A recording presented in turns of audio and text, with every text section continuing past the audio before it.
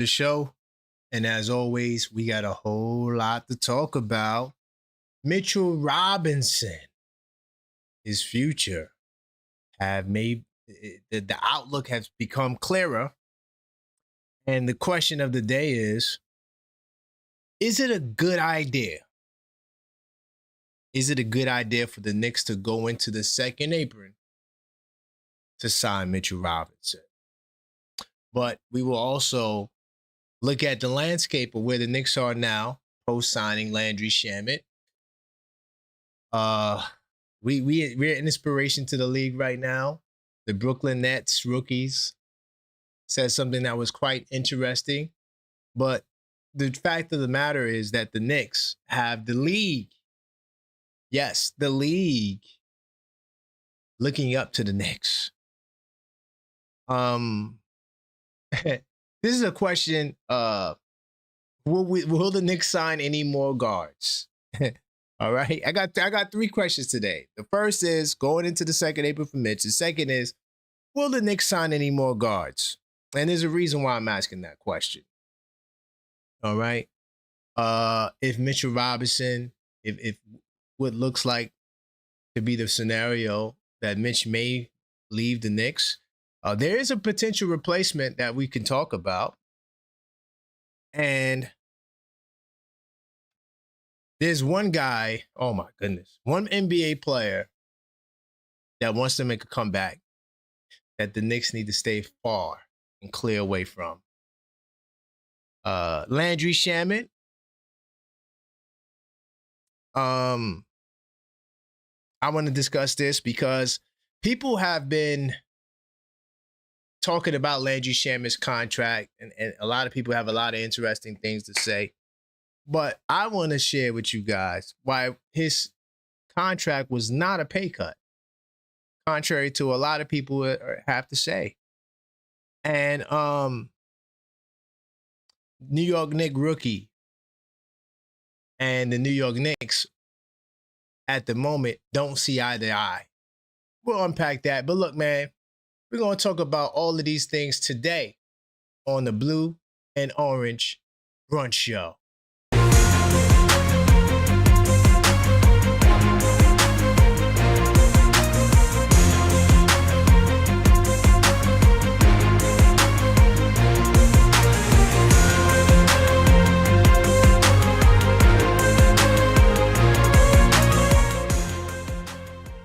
What's up, New York City? Welcome to the show. I am your host, Karan P., the Objective Fan, and I'm straight out of Kings County, New York City's finest. Man, you know the vibes. Tell a friend that we live, man. Hey. Welcome to the show. Hopefully you guys are having a fantastic day. And listen, man, the heat wave is on. It's hot as hell. But the off season and these moves, oh my goodness. Man, what a summer. But look, before we begin, we do have to address the proper formality. We have to smash the like button. So as you enter the show, smash the like button so we can let the YouTube algorithm know that this is the place to be. And while you're at it, you might as well subscribe, because we know that in the last 28 days, well over half of you guys who watch are not subscribed. So subscribe now and help us close the gap. We're on the road to 10K subs. But each time we reach a new subscriber milestone, we do have special giveaways. And the first is the 5K giveaway, where we will give away this rookie Jalen Brunson trading card. All you have to do is subscribe. No phone numbers, no emails, no janky websites. None of the above. Subscribe now. You would automatically be entered a chance to win. By the way, we're getting close to that 5,000 mark. So, you know, if you're not subscribed now, subscribe, because you have the opportunity to win. Tomorrow, I'm going to do a special giveaway for the donors, the MVP donors. So salute to y'all. I'll do that tomorrow. But let me see who's in the building off rip early. JJ, what's going on? 3 hours away from free agency. Oh, it begins today? Wow, I thought it began tomorrow. Doesn't even matter. We'll see. Salute to my man Tubbo Taylor. What's good, captain of the OKF Nation ship, Darlene Bryant, what's going on? Mr. Smith, aka what's good? All right, my man Sean, Can't Stop Key, I see you in the building. Dan Lit, what's going on? JJ, what's going on? Yes, Kawhi was traded. But I told you that 2 nights ago. You listened to me. I told you the trade was. I told you exactly that was the same package: Grady Dick, picks, and Ingram. We talked about that the other night. Salute to Cleo. What's going on? Coro, I see you. HRM the Great. What's good? All right. Smash that like button as y'all enter the show, y'all. Do appreciate the support. I don't know if I'm gonna be back tonight, but if I do come back tonight, it might be a late show. We'll see what happens. I mean, there's a whole lot of topics that I didn't bring up. There's a guy named LeBron who made an interesting announcement, but we're not going to talk about him today. But if I don't come back tonight, I will be back once again in the afternoon, Blue and Orange Brunch, earlier than today. My son is on a summer vacation, so it's been crazy, but it's all good. But yeah, we have Blue and Orange Brunches for the rest of the week, of course, going into the new month. And salute to all of the channel members, right? Sorry I didn't do a members only Sundays. I had to go to the hospital, take care of my health, but I'm feeling a lot better. I'm not coughing as much. I'm still coughing though, but it is what it is. It's getting better though. The cough is breaking up, and I'm not coughing as frequently as I was. But nonetheless, when we have the games, the summer league games, we're gonna do members only panel watch parties for those games. So there's a lot of members only activities still going on. So salute to all the channel members. And if you are a channel member, you should get inside that Discord server. It's on and rocking in there. I mean, they having conversations literally 24/7. And it's only going to get even hotter with the moves being official. Like you said, the period opens up today. I'm assuming today, and now players can talk with other teams and see if they can secure a bag. Mitchell Robinson right now. I've been waiting for the news. Mitchell Robinson signing with the Knicks. Yay! I've been waiting for that so we could go crazy when Mitch comes back. But in the meantime, we got some questions that we do have to answer. We do have to answer for sure. Ooh. Well, I'm trying to understand. There's so many items from the NBA Finals that went to auction, and I'm like, if I'm a player, I'm not leaving nothing there. But that's just me. I'm taking everything, the game ball, et cetera, et cetera. So yeah. We're gonna answer the question. Is going into the second apron for Mitchell Robinson a good idea? I want to hear from y'all. I'm gonna give my answer way later in the show. I do want to talk about Mitchell Robinson's future though with the Knicks as well. And my other question I want to know is, will we sign any more guards? Do you think that we have enough guards? Because we have a lot of guards. I'm just letting you know. Also, I'm gonna talk about. I'm gonna answer this question as well. Why Landry Shamet did not take a pay cut? I'm gonna answer that question because people are running with the narrative, and I just want to let you know, I'm not somebody who follows narratives. Yeah, I'm a skeptic. I'm always, first off, the first thing I do when I hear something is I go to the source. And if the source looks sketchy, I'm ready to disregard. But, we'll get into that. But I'm going to start off with the Knicks rookie, all right, Jack Cahill, and the Knicks front office. For whatever reason, they're not seeing eye to eye. I saw this come out earlier today, and I'm like, I thought the young bull is so excited to be in America that he's like, well, look, I'm not going back to Germany. But then this came out today that the Knicks plans entering free agency for the second round pick, Jack Cahill, is that he'll play another season overseas.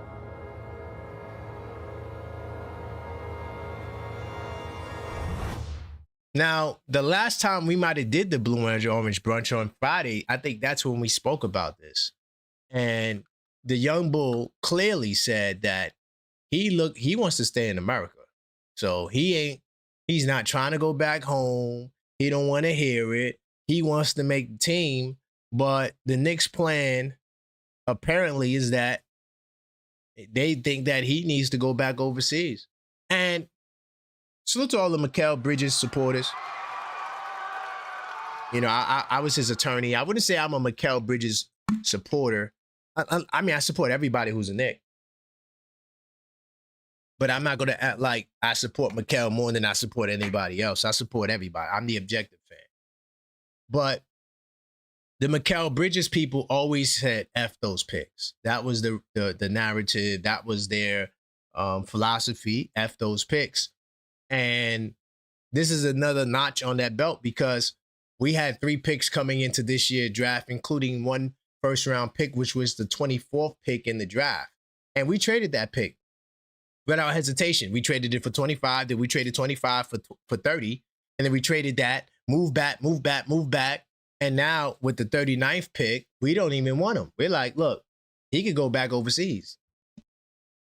He doesn't have a prayer's chance in hell of playing for the Knicks this season. I'm like, whoa. Now, I want to say this. There's not a correction, but I want to clarify something. Because I'm always looking and I'm always doing my research. Second round exceptions count against the cap. So the thought process, hypothetically, we give $8 million. This is hypothetical. This is not a real scenario. We got $8 million left or $9 million. It could be 9, now that the numbers, I think that they release 2 of the numbers. So we know the first year. So let's say you got $9 million remain and we say, look, Mitch, take this $9 million and we're going to sign Jack Cahill and Tyler Nickel with those other spots. You can't do it. The second round exception is this. All right. There's a lot of reasons why we have second round exceptions. I'm not going to get into all of the reasons. I'm going to tell you that I'm going to stress two reasons we have it. The first reason is to give a team over the cap the ability to sign their second round picks to multiple year deals, whether it be 3-year or 4-year deals. So that's what the exception really is for. It's other usages to it, like establishing a clear minimum. So the clear minimum for a second round pick exception is $1.3 million. So it establishes the minimum and it gives a team that's over the cap or over the apron the ability to re-sign their second round pick. It's not that money does not count towards the cap. Does that make sense? Now, it does. There's a period of time where it doesn't count towards the cap. That's from July 1st to July 31st. Only throughout that period of time does the exception not count to give a team the flexibility to make certain moves in free agency. But don't confuse that with the money doesn't count towards the books. So I gave you the 2 purposes for the second round exception. First one is the main reason, which is to give teams over the cap the ability to sign their second round picks. But the second is also to establish a minimum, which is the $1.3 million. So the Knicks could literally sign Jack Cahill to a $1.3 million minimum. All right. They could go up. It could be up to 2 point something. I don't know what the exact max is, but it doesn't have to be 1.3. It could be more than 1.3. I think Tyler Kolek had the most guaranteed deal ever for a second round pick, I think, in NBA history. I could be off on that, but I think I'm pretty on the money with Tyler Kolek's second, him being a second round pick and his deal. Because he got 3 years where he has no option. 3 years, a solid 3 years. And then next year, Tyler Kolek will have that option for the team. All right. But just to clarify, there seems to be a discrepancy with Jack Cahill and the New York Knicks because he said he wants to play. And they're saying, no, my young brother, you have to go to Germany. we do not expect you to be here again, or not again, but when the season begins. Okay, so interesting stuff there. I'm curious to see what y'all think about that. All right, if you just joined the show, smash that like button. Do appreciate the support. All right, we got a lot of topics. You talk about Mitch, and the question of the day is going into the second apron for Mitch a good idea? And I want you to express yourself. And while you're at it, you might as well subscribe, because half of you guys who watch are not subscribed. So subscribe now in the last 28 days, man, so we can help close that gap. Do appreciate y'all support. All right. And yeah, I'm fighting through it. I'm still under the weather, but I feel good, man. You know, I mean, it's hot as hell, but I still feel good. So, you know, we talking basketball during the summertime. This is what we do. We here every day. And twice a day if something big pops. Ooh, yep. Clippers, wow. Clippers got off of Kawhi Leonard.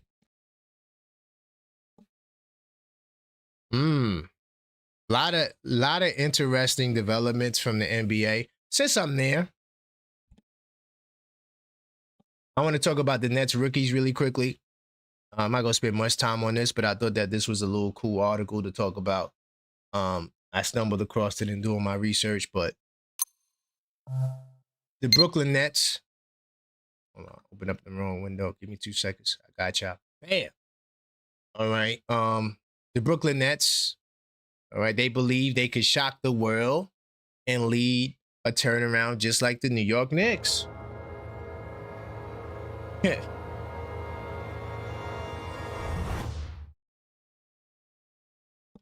Hey, man, look, we inspire them all, though. We the best in the world right now. Everybody and their mama is looking at the New York Knicks right now because we set the trend. You know, we got a strong 5. We did it with a strong 5, man. Salute to Leon Rose, Mike Brown. No superstars, even though we do got a superstar. But, you know, no, I'm trading the farm for a superstar. Right? No all NBA first teams, no NBAs, MVPs, none of that. And, you know, we took a guy who they said that was too little. He was undersized. A bit undersized was the narrative. And we proved the wrong. And now the world, they following our footsteps. We got these young bulls in Brooklyn, all right? And they are trying to be like the Knicks. They want to be like the Knicks when they grow up. Hey, it's a good thing to want to be.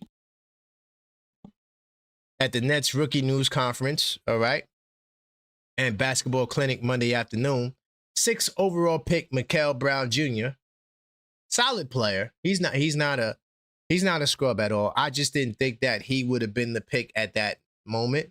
But, you know, salute to this young brother. I hope it all works out well for him, except for when he plays against the New York Knicks.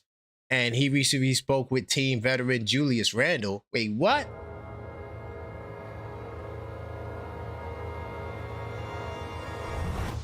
All I'm going to say is this, because I don't want to piss y'all off. But I wouldn't be surprised if the Brooklyn Nets get another former Knick, who I won't name his name because y'all be pissed off. And they got a baby Knicks over there they trying to build. They trying to do it from the mud. But, you know, he spoke with Julius Randle and they plan to shock the world and win more than what people expect. Gotta salute the confidence. And honestly, depending on the veterans they sign, the Nets could be solid. Do I got them in the playoffs right now? No. But I am curious to see what other players they sign. Randall said it best, man. We're going to shock the world with our competitiveness or trying to bring that winning culture. It's going to take day by day, step by step, just to get 1% better every day. Oh, that's so cute. We inspiring the young babies. Clap it up for them.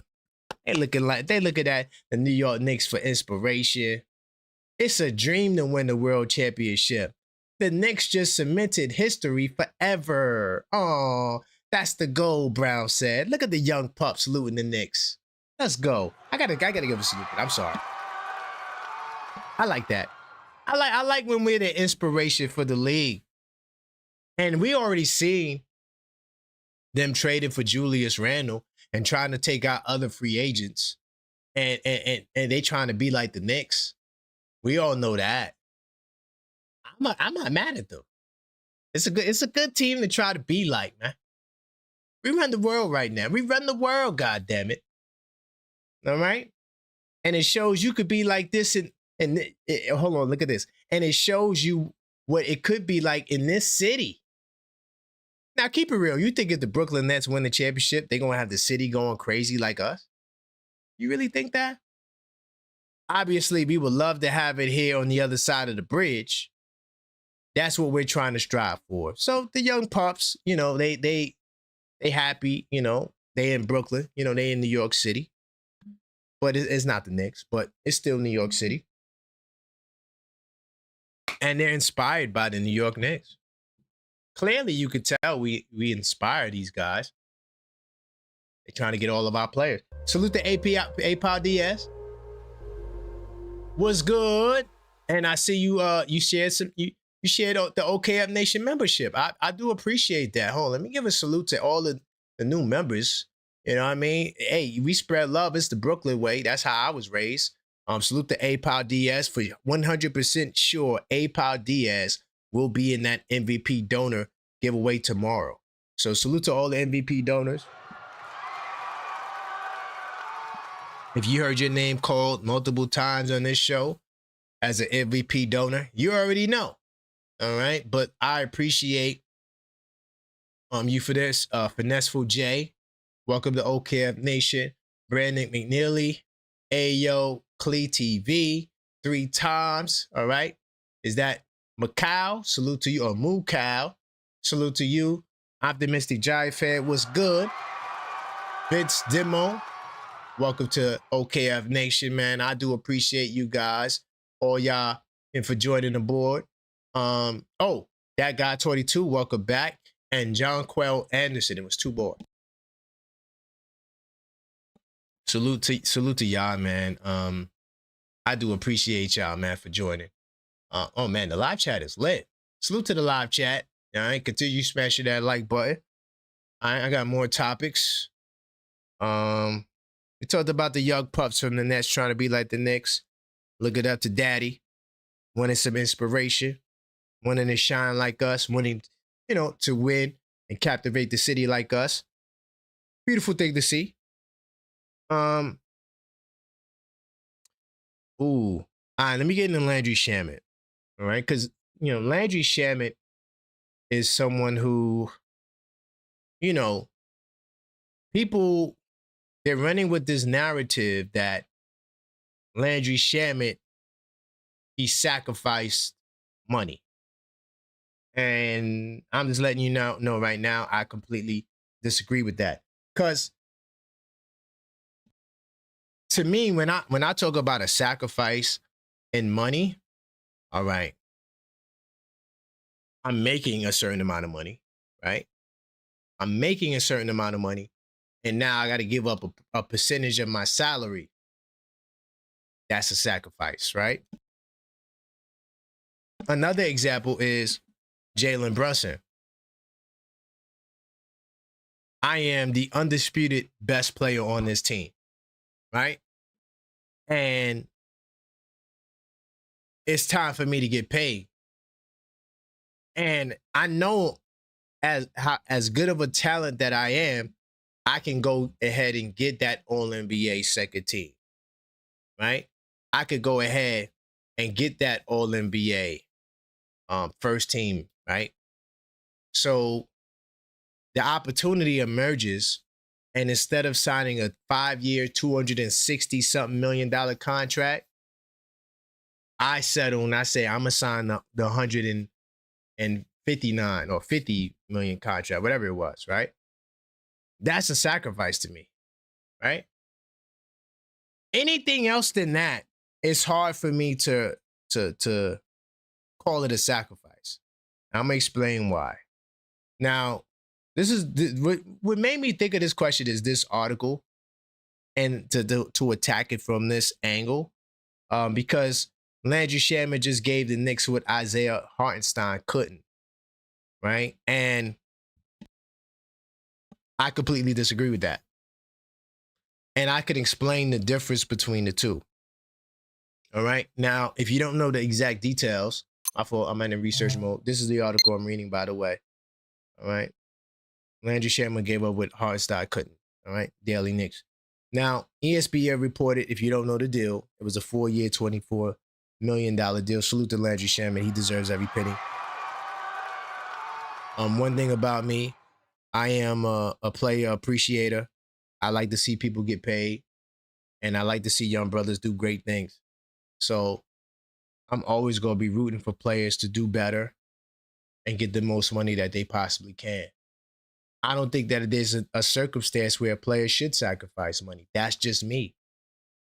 If I had a son, I'm telling him to get every penny, because when your day is over and gone, it's over. And nobody's going to sacrifice anything to get you. So as a player in the game, you have to make the most of yourself and apply it, because everybody has a number and a time where it's no longer going to be there. But Landry Shamet, I think what makes this situation special for Landry Shamet is he never earned a bag like this before. So this is a win no matter how you cut it. And usually, and this is what happens during free agency, is a player, you're giving the opportunity to work on a deal with your team before you get to the open market. There's a period before the official moratorium period where you could talk to the other teams, where you could talk to your own team to structure a deal. That's what happened here. So until I see the Miami Heat said, well, we would have gave Shamet a 4-year, $38 million deal, I don't really give a damn about what your speculation is. Because a lot of people speculated that they could have gotten more money if they would have had left. And we seen that they were greatly wrong. Right? It don't always go the way where you leave, you get more.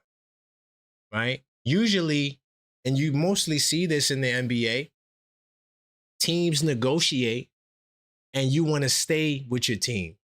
Because when you have to leave that team, the next place always is an uncertainty. So there's a benefit to staying into a place when they offer you a number that you agree to. So once you agree to this number, right, it's hard for me to say you were underpaid. Because I truly do believe, as much as Shamet loved New York, if he felt like that he was underpaid, he would not have signed this contract. I believe that Shams, his agent, and his family, this was the number that they wanted. Because we never really heard Shamet talking about, I want to get the bag. He never used none of that language, right? And everybody has a number. And this is what it took for him to return to the New York Knicks. So salute to Leon Rose, Brock Aller, and the boys for getting the deal done. I also don't look at, other people money who make more and say, well, look, Shamet, you should have got more. Your number is your number. Just stay out of other people's businesses. You feel what I'm saying? It is what it is, I just don't like to say, look, this person signed this, so Shamet could have got more. The two doesn't always correlate. But I want to show y'all something. And once again, salute to the boys for working out a deal, right? So you're giving the opportunity to your team to sign you before you get to the Wolves. Not the Minnesota Timberwolves. The other teams are like Wolves, all right? And they could come and they could bid for you and snatch you away from the team that you was with. So I think that is a beautiful thing that Leon they valued each other in their relationship together, and they were able to get a deal done. I just think it was phenomenal. Now I want to pull up Landry Shamet, all right? And you know, when you go through his history, his bag history, all right? This is so he did have a 4-year he did get a 4-year $42 million salary. So, you know, you could look at that as a pay cut. But what they're going to tell you is that what did he do during this time period, 2022 to 2025? Did he ascend their expectations, or was he, you know, due to a lot of it stuff? I don't want to tear Landry down. That's not my goal for doing this. But I just want to show you the difference when Landry Shamet signed this 4-year 42. He was at a different point in his career, right? Fast forward, shoulder injuries and things like that. His value is what his value is, right? You can't look at this and go back and say, well, you might have could have got another 10-year deal. This is a brother who's coming off of a 1-year, all right, $2 million deal, because I think that he didn't see the fruition of this contract because it had options in it, right? And that's why he was able to be a free agent, as you can see here in 2024. So he didn't live up, you know, like I didn't want to, like I said, I'm not doing this to tear Shamet down. I'm just telling you that he did not see the fruits of this, right? That's all I'm trying to say. He only stayed in that contract for 2 years, and then he dropped down to a minimum contract for 2 years in a row. Right? You see that? 2. See the 2.6? All right. And then 2.2. Right? And then now he's getting the 4-year deal. And I think every year is guaranteed. At least I don't know if every year is guaranteed. Probably the last year might be an option, but doesn't even matter. The bottom line is the brother got the money that he wanted. Salute to Landry Shamet. But me personally, looking at the landscape of guards, especially when you're around that 6'5" and under, I'm not going to say you're a dime a dozen, but there's just too many of them.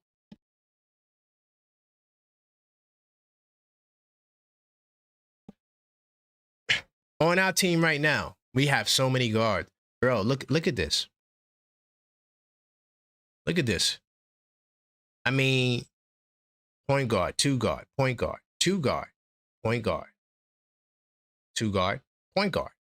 We got so many goddamn guards on our team.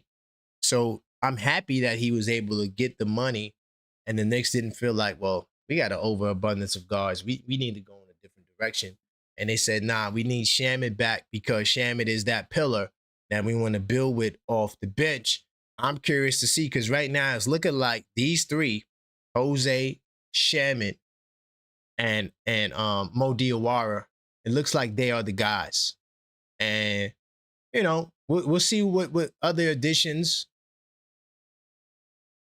come with free agency. But, you know, right now, this is where we stand. And I'm gonna get to the phone lines, all right? But before I get to the phone lines, couple of things, all right? We could talk about this. You could disagree with me. You could agree with me. I don't care. Call up. I just want to give you an opportunity to talk.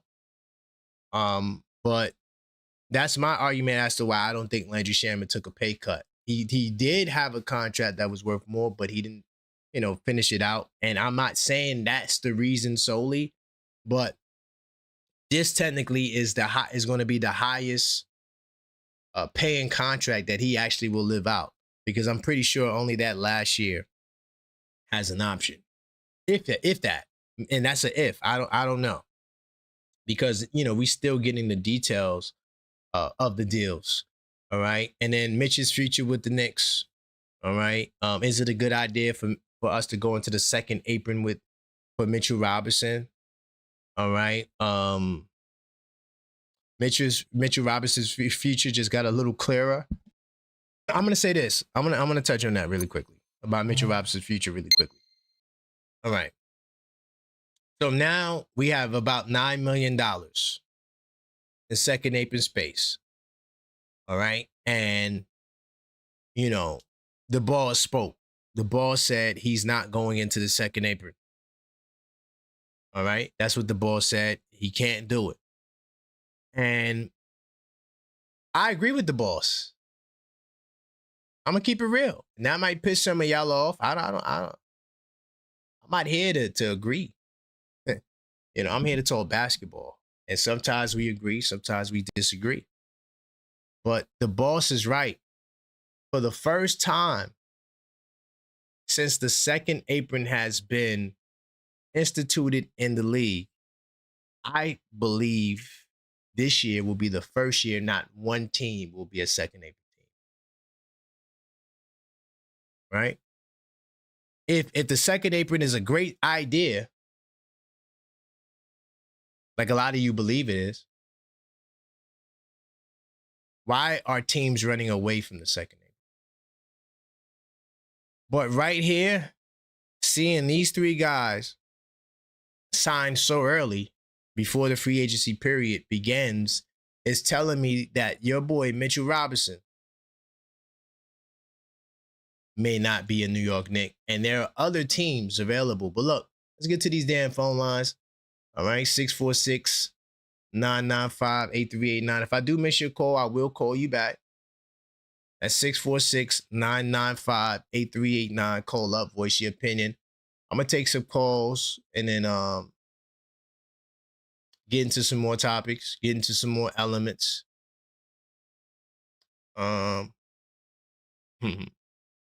Hey, J-Tap, what's good, J-Tap? You better call up.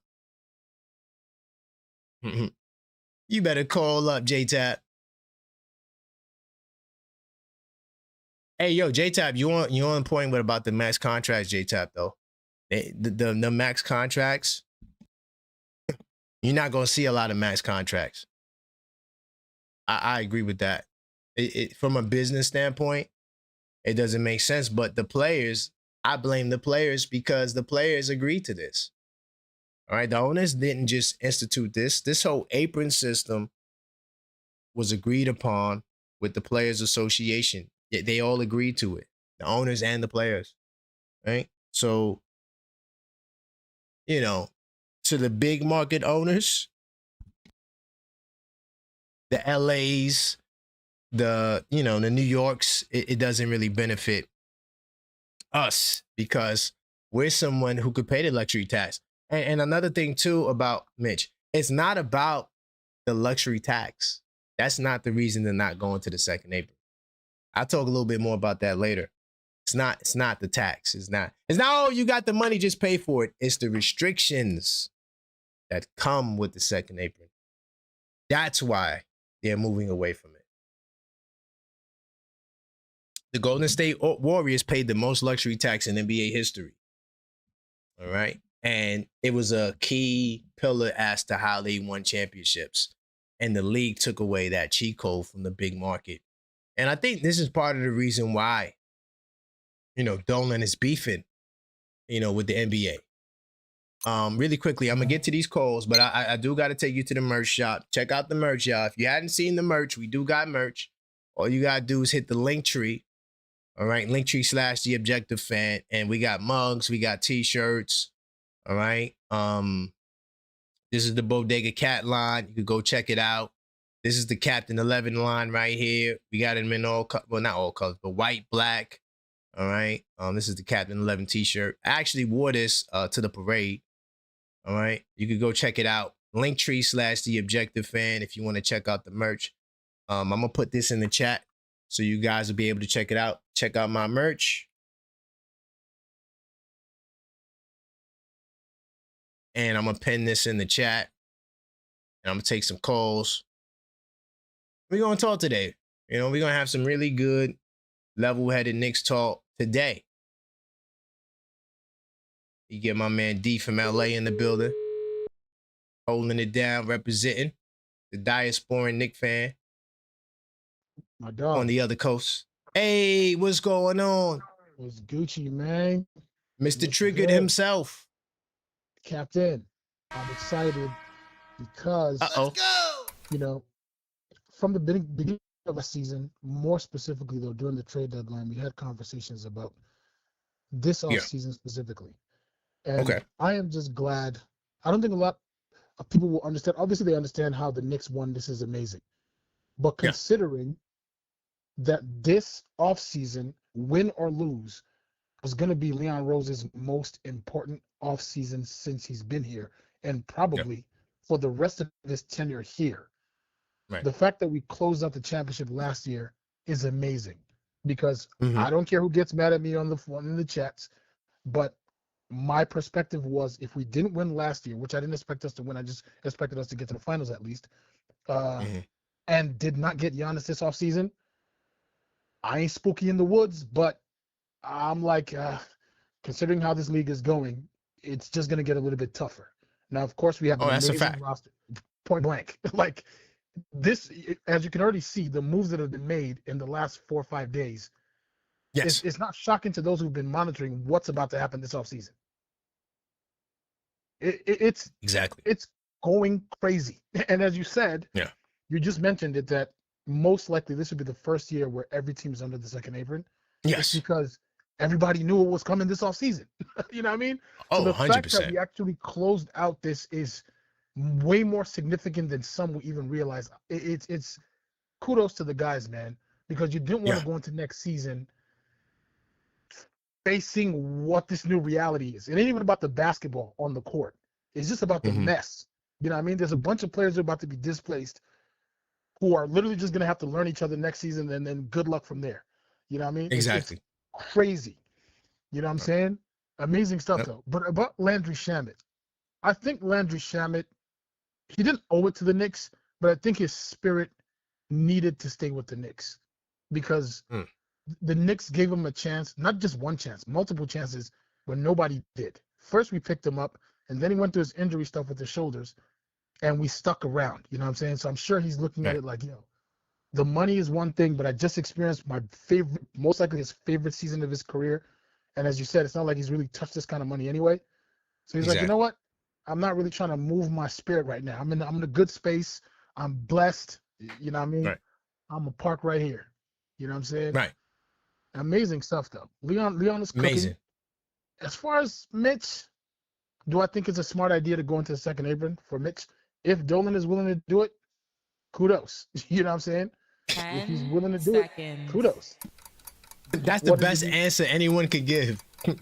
No, really though, because I can assume. Now, here's a question I do have though. If What's if up? we're talking about the X and O's of the basketball on the court, right? Mm-hmm. Those in the chat or yourself, you can kind of chime in on this. Are Yeah. we saying that Mitch on the Knicks gives us the best chance to repeat, or if those who oppose Mitch staying on the team, do they have any other ideas of how we can get better without Mitch? Like if we replace Mitch, what's better in that spot? I guess you know what I'm saying. I mean, I think we could get better. It Mhm. may not just be in that spot though, because there's a such thing as a buyout market, and Mhm. there's going to be some players on that market that can play basketball, that can Right. help your team, that you can sign for minimum contracts. And this will be with Mitch off the books. This will be without Mitch, Gotcha. more than likely. But Gotcha, if they gotcha. do decide, I think you gave the realest answer. And I know people are going to be biting off of you after that. I think that's Nah. weak. Don't give the same answer, because this brother right here at least understands the second apron.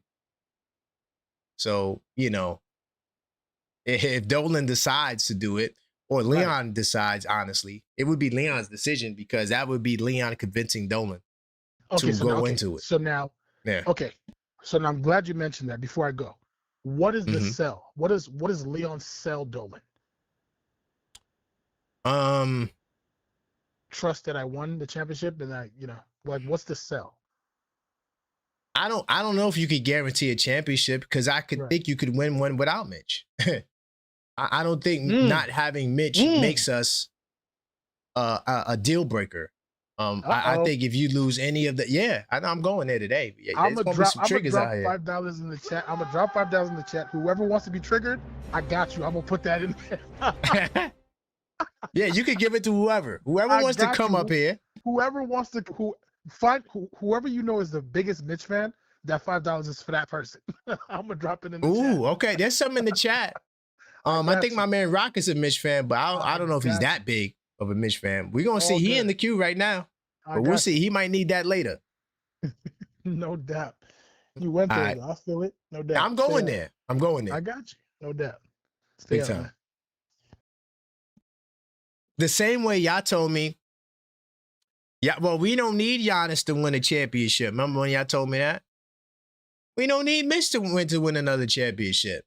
If you think I'm wrong, call up 646-995-8389. Let's talk about it. That's all you got to do is call up. Man, ain't got to cry about it. You can call up and let's talk about it. See if my man E's there. If I miss your call, I will call back. So, for the record. Some of y'all at work, I understand. Yo, what's good, my bro? What's good, E? We in the building, man. How you feeling? Yeah, I'm feeling great as usual, man. How you doing, That's man? what's up.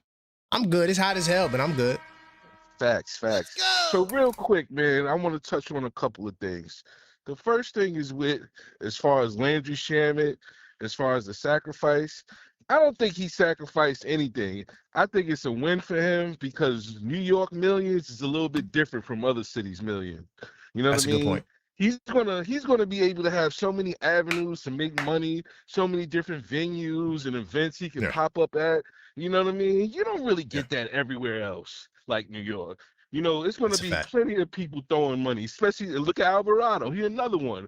His Oh, 4 yeah. million a year is probably worth about 8, 9, you know, Yeah. when you Yeah. look at it from a different lens, you know. But Good point. now, as far as Mitch, you know, I kind of feel I'm really conflicted with it because when you look at that, you got to put on different hats. You just can't look at it as a fan. You got to look at it if you an owner, if you the GM, if you Mitch, Mm-hmm. you know? And Right. honestly, bro, like, man, I want him back. I do. But I could never sign off on that as Dolan, man. I'm Right. sorry. But as a Yeah. fan, I want him. Of course, Yes, yeah. As yes. fans, yeah, we just love basketball. We But wish you come could on keep now, but everybody. us dudes, Right. we all looking at this like, yo, if we was the owner, we'll never sign off on that. The second I'm not apron is doing it. brutal. It's Yeah, I'm not doing it. brutal.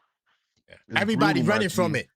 it. They running from it like this. They out. They don't want no parts of it. Yeah, man, that is Mm-hmm. it's brutal and it's sad.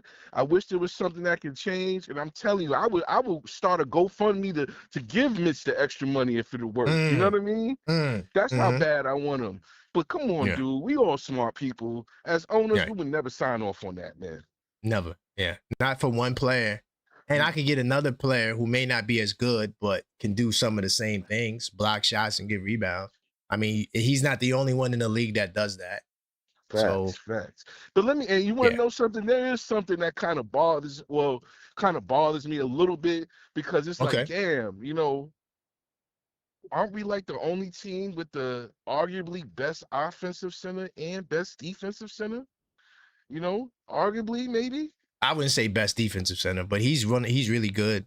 No. I'm talking about as far as Cat being the best offensive, like two, like you know what I mean. Like Oh, Cat is yeah, the best. yeah, for sure. Yeah, So he's up there. that tandem alone, so that's what got me a little stuck. Like, dag, man, maybe I would spring, you know, for the second apron just to say, okay, I got the two best centers at their position. You know what I mean? At their skill set. So, you know, it is what it is, though, bro. Hey, I appreciate you for being level-headed, though, and you know, and not just fanning out. Yeah, facts. You be Because that's good what out we there, my do. G. Thank you, E. Great No call. doubt. One. Great call. Hey, and you know what? I think E says something that is phenomenal. I want Mitch back. It's not like, see, I always say this, and I think it just goes over the Mitchettes' heads. I'm the biggest Mitchell Robinson supporter. You know why? Because I want that man to get a bag. A big one. I said, yo, Knicks, let's do it. You better give Mitch the bag. I was the first one that wanted the Knicks to give Mitch the bag. But when the boss spoke, the boss, the one who cuts the checks and understands the business of the NBA, when he said, I am not going into the second apron, it is suicide. It's deeper than luxury tax money. And once again, I blame myself for that. I think I helped spark the narrative that the luxury tax bill is tied to the second apron. It's not that. It really is the other penalties that restrict you in the second apron that I don't think it's smart for the Knicks to get into that. The way we operate, how we move, we'll lose leverage. And I just don't think it's a great idea. If Mitch came back and Dolan decided to go into the second apron, I'm like the brother said earlier, that means Leon has a plan, right? Because Leon would have had to convince Dolan to do it. I don't think it's a good plan, but you know, maybe Leon knows more than what we know, right? So it could happen. What I don't like is that, you know, people are making up these scenarios for Mitch. Besides paying the man his bread. Cat sacrificing money is cap. That won't bring Mitch back. I see people talking about that. It's cap. We could go through the salary cap if you want to. I could take you to the future years. The Knicks will have another second apron problem next year, and that has nothing to do with Mitch. But I don't really give a damn about next season. We got to see how this season goes. So I'm here now. So I don't want to talk about town sacrifice for money. That's for next year. It has nothing to do with this year. If Mitchell Robinson comes back, that means we're going into the second apron. Period. There's no other way. No, there is another way. We could trade one of your favorite starters. And we already know that you ain't going to trade Towns. You ain't going to trade Brunson. You ain't going to trade OG. So it'll be between Hart and Bridges. You could trade off those two guys and sign Mitchell Robinson. How many of you Mitch fans are willing to do that? I only know one. His name is J-Tab. Hey, by the way, salute to my man D from LA. So if you are a Mitchell Robinson supporter and you want to bang with me, I'll extend your call. I'll extend your call because D sent that in. You know, I get the updates to my watch too. I'm just trying to make sure nothing else crazy happened. I want to be on point. 646-995-8389. I got my man Dave in the building. So to the first Mitchell Robinson person, you get more time. Salute to D for that. Hey, what's good, Dave? My brother. We in the building, my brother. You've touched some nerves here. Look at you, Let's man. go. Hey, we gotta have some real talk on a Tuesday, man. All right. One, before I start, do you condone the Jalen Brunson sacrifice? Yes or no? I would never tell my son to do it, but as a Knicks fan, it benefits my team. But you would never, right? Okay, so this is the stipulation with that. I'm going to tell you about self-belief here, okay? Mm-hmm. Mm-hmm. Now, see, Jalen looked at it, the big picture like this. Yeah. If I take the extra $100 million, I get the 5 years, $250, and I don't win, right? Not necessarily. There is no $80 million extension. I get traded, and I'm labeled as too small. If I win it, my podcast. It's a lot of hypotheticals. No, it's just self-belief, actually. If you believe that if they surround me with the team that I know I can win with, I'm going to win, then you know you're going to get an extension like that. The guy who doesn't believe says, I better get my money now because you just don't know what's going to happen. And I don't trust the organization. I strongly disagree with that. It has nothing to do with belief. I'm talking about how Jalen Brunson approached it. I'm saying I get that, but I'm just saying all the other examples of champions, not one of them sacrificed money. Actually, what Jalen Brunson did is the anomaly. It's not the golden. No, I didn't say it wasn't. Ticket. I didn't say it wasn't. I just asked if you condoned it, because that's really I wouldn't do it. What it is, right? You wouldn't do it. Okay, that's where he was at, though. He believed that if he was surrounded with his team, he was going to get the money anyway. Okay. Okay. I'm gonna let you get some more time. I'm gonna let this call back go to you because you a Mitch guy. So we gonna rock out. Let's go. No. Now let's go with Mitch. Mitch is real simple, man. Everybody needs to understand one thing. If we are under the second apron this year, understand that if Towns takes a pay cut, we can be under the first apron next year. That's not true. Or at least close to. No, not at all. Well, you go up, the cap goes up 10%, bro. Yeah, and the salaries go up as well. Yeah, but whose salary's going up next year once we get these dudes signed?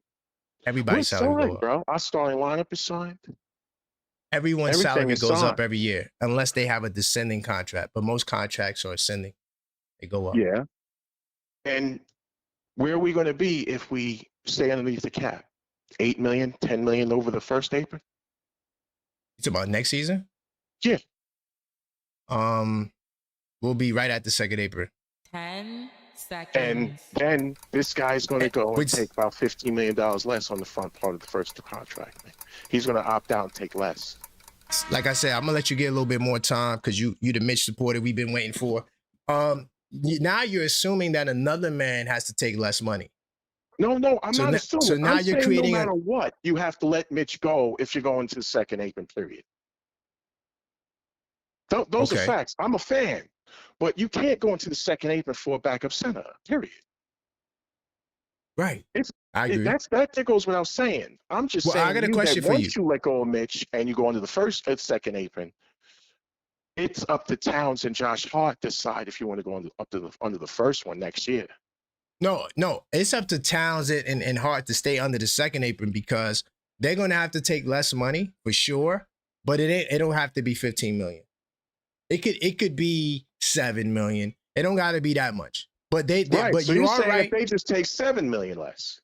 If they take 7 million, yes, we'll be able to still put together a team because right now we're at the second apron. If Towns $61 million sticks and Hart's $22 million stick with the three new guys we have, Shamet and all of those guys, we'll be right at the second apron. Right. So if Towns comes in and goes, hey, I'll take instead of 272, I'll take 245. And we start at 45. Right. That changes everything. Well, I don't know how low it's going to be. I don't want to assume that. No, but like you said 7 million. I used your 7 million. You take 7 million off of Towns. What is his max though? Is it 5 years? What is it? 290? 4 years, 272. Right. 4 years, 272. Right. And so you want him to take 10% off. Okay. Right. That's 7 million a year. Right. 7 million a year. All right. So now you're like start at 45 and finish at 250 or 245 now. Okay. So 4 years, 250 would be what? That's I don't remember how much that is. What's the math on that? What's 4 divided by 250? It's about 60, but you start out at 45 and then it goes up 8. I think it goes up 8%. You'd have to look at the 8% qualifiers. Yeah, I don't feel like doing all the math. Okay, right. So yeah, that'll help. Yeah, that'll help. That first year probably be a little something like that. Once those two do something like that, follow the leader, follow Jalen Brunson. If they all do that, it's only like 7 mil. Yeah, that's different from Brunson. What Brunson did was 100 million. That's right. That's huge. Yeah, that's way different. Yeah, right. I'm talking 7 or 8, bro. I'm not talking a lot to get underneath the first. Yeah, I'm talking within reason. Everyone gets the bag. Right. But we're not going crazy. We're just taking. We can't go crazy. Yeah, we just can't go crazy and asking for all that because that's retarded. I'm saying. I'm with you, Dave. Come to me. With you. 4 years, 245, and hey, Josh, come down to 219. You know what I mean? And all of a sudden, come down to 19. Yep. Come down to 19. You do that, all of a sudden across the board, my man, we can make a huge move. And now, one last thing, because I have to catch you on this. You mentioned Kobe and Shaq, okay? What I said about Kobe and Shaq? You mentioned Kobe and Shaq because you said, I'm not thinking, I'm thinking more like Kobe and Shaq. And I said, if Josh Hart and Pat take less, you can talk about a Kobe and Shaq three-peat, bro. Oh, okay. You see what I'm saying? I'm not mad at it. When you mentioned that, I said, hey, wait a minute. They don't got to kill themselves. They just got to trim the fat a little bit. All right. No, and that's fair. I would tell my son to do that. Now you but would tell him to he do ain't that doing it. because you have a chance to do history, and 100%, still you only 100%. skimming like $7 million. Yeah, because look, once you get in the range of 290 million and you're at 260, 250, like that's the same goddamn number to me. Like, Right. That's the kind of number where you go, hey dog, do you want to win? Yeah. Because you're gonna get paid. Yeah, come on. Like Right. So we asked the fat cat to go, hey, $7 million, bro. Come down $7 each year. That's not reasonable. and we've seen that before. We've seen people take that, to That's give the to real the team. And that's what the fans have to understand. We can't just come to somebody and hit them in the neck and ask them to come in half price. Okay? Right. We got to work with them and let them rise with the cat. And the only way with that is you go to Cat and Heart and you go, hey, listen, give me just a skim and I'll work it on the back end. But this three-peat is real and they'll do it. All right? I like that, Dave. I like that. My brother. Yeah. Great call. Great call. Okay, my man. Peace ahead, Grease. Big time salute to the Knicks. Hey, yo, D, hopefully you ain't mad at that. I like how he think. He's right. And this is why I was going to go in on this whole theory that Cat sacrifices money for Mitch. No, he's sacrificing the money to keep the core five together. Because that's what's on the line next year. I didn't want to make it more complicated than like how Dave kind of went to a different direction with it. I just wanted to tell you that if you think Cat sacrificing money will be for Mitch, you're forgetting the rest of the team. You still got to have the other guys there. So, I love Mitchell Robinson, and I'm a player appreciator. I'm telling young fella, go get your bag. Go get your bag, bro. You deserve it. Do you see what these centers are getting paid? Do you see what they're giving these dudes? Jock Longdale got how much? This guy never started a day in his life. Never started a day. Yo, Jock Longdale, more than likely, probably won't even start this year for Atlanta. I mean, hey, yo, the Knicks got so many options, bro, to get a center, bro. Like, y'all don't understand. Y'all so stuck on Mitch that you can't see the bigger picture. And you got to maintain your flexibility. And that's what Dave was trying to say. That, hey, this could be a three-peat. It could. It could be. I'm not going to say no. Jalen Brunson, I believe in that guy. 100%. But no, I couldn't tell him to do that sacrifice. He was my son. What's good, Rock? Hey, it was good, Kay. Not much, man. We having a good conversation. Let's go. I love talking basketball. Where are we going? Yeah, the brother was making sense. Last conversation, as far as everybody taking a piece, cutting the slices to make sure everything stays stabilized. Yeah, yep. That's a fact. Yeah. I said something similar, but I was kind of on far left field before when I was talking about everybody come to the table with Giannis, let Giannis come anyway, if you remember. Yeah. But yeah, I meant to call you yesterday, Kay, but I got tied up with somebody because that I think was it yesterday or the day before. Somebody shortly after I got off. Matter of fact, it was Might like have been 2 Sunday. days ago. Yeah, Sunday. Yeah. Somebody got off. Shortly after me, because I was talking about I was mad at the second apron and about keeping Mitch, and he was like, we don't need Mitch, and he don't hit free throws, and and we don't need him that bad to repeat. I was like, well, you know what? In the end, you're correct. We could supplement. We staff our bench correctly. We could supplement things that we missed with Mitch, but Yeah, I think that particular caller was undervaluing what Mitch is. It's very rare that you could see a center step out from down low who's very effective and guard the perimeter, multiple positions effectively, and then step back out and grab their rebound. And I watch basketball. If you watch, as soon as Mitch come in the game, everybody starts shaking. I see coaches on the other side start scrambling. And Right. if they're in a So position, doesn't that that's mean what. that Mitch should get paid for his value? Since he's one of the few guys that can do that? Yeah, I agree with you. You know what? I was being kind of selfish because you're right. He should get paid, and Get your it's kind of like bag. Zach. I agree with you. I agree with you. Sometimes, as fans, we get narrowly focused, and I was narrowly Mm-hmm. focused at one point. It's like being a CEO, and the person under you is instrumental in the company's success. Oh, yeah. But the person has the ability to move up, but the CEO want to keep them there because Keep you that's how they're right there. successful. I And had a that's job like that, selfish. too. Yeah, Mm-hmm. yeah. It happens a lot. And that's Mm-hmm. selfish. And we're Yep. kind of like that as fans. And you know Yep. what? And you shouldn't be doing anything for a billionaire because they're billionaires.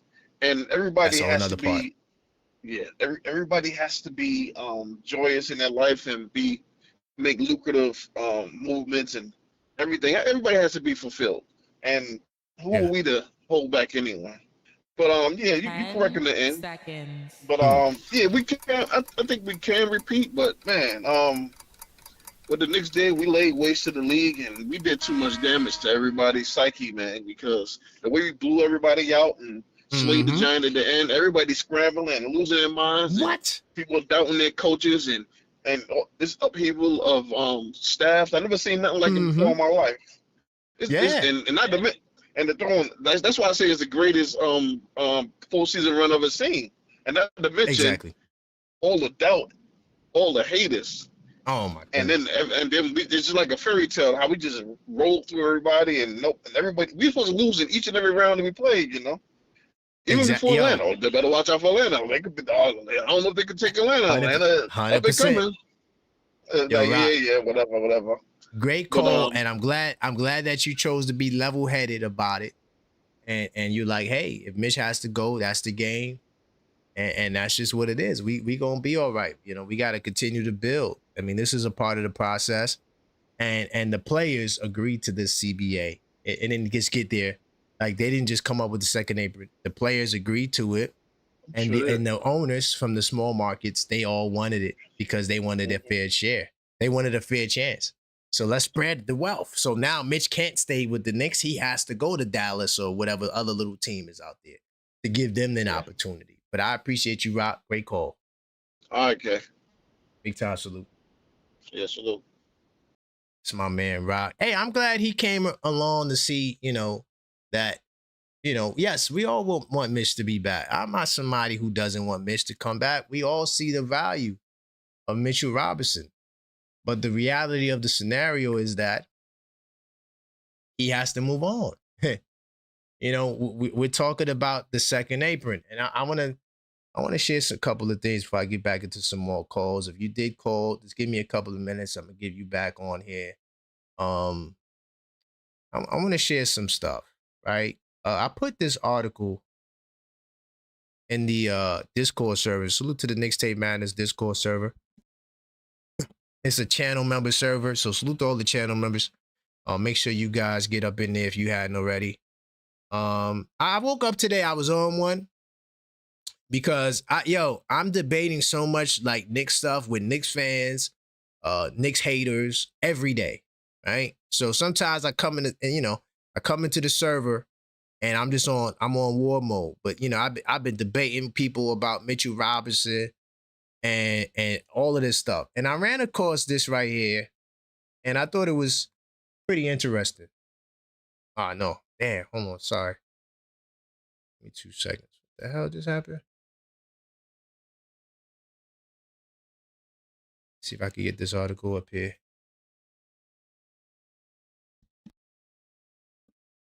But I ran across this article, right?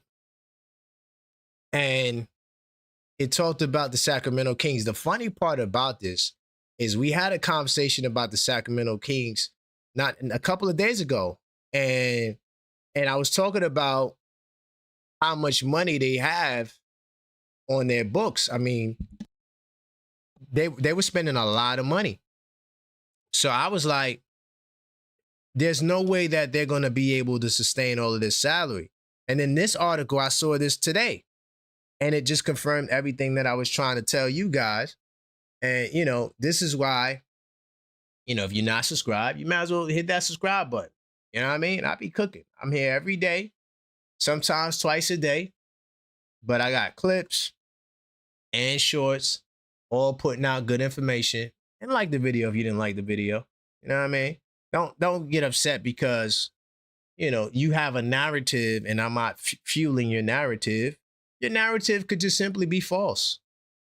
All right, listen, I'm somebody, I'm very practical. I deal with the information I'm given with. I'm not someone that views the world or views things as if how I want it to be. I accept things for how they are. And that made a great change in my life. When you could accept things for how they are instead of how you want them to be. Two different things. It'll open up your eyes to the world. Anyway, so another topic. Don't feel like getting to that. I'm going to stick to this. All right. The Kings trade Devin Carter. I'm not even sure if half of y'all know who the hell Devin Carter is. They traded Devin Carter, a 2033 second round pick to the Hawks. The Hawks are taking up everything, though. It's like every trade you see, the Atlanta Hawks is in the goddamn trade. I'm tired of the goddamn Hawks. Like, they trying to get their get back. You got to watch them Atlanta Hawks, dog. Telling you right now. They in every other move, dog. But look, they traded Carter to the Hawks, and Carter is making $5.16 million next season. This trade allows the Kings to get below the second apron. Do you see that? So why did they have to trade Devin Carter away? A guy who most of y'all, I know y'all don't know who he is, right? The reason why they traded Mr. Carter away is because Mr. Carter was in the way of them getting below this apron because they would have been above the second apron. Let me tell you what happened. And this is probably why, oh, wait, did they sign Precious Achiuwa? Oh, wow. Precious Achiuwa signed with the Kings? If that's true, damn, that hurts because I wanted Precious on the Knicks. Hold up. Did he sign?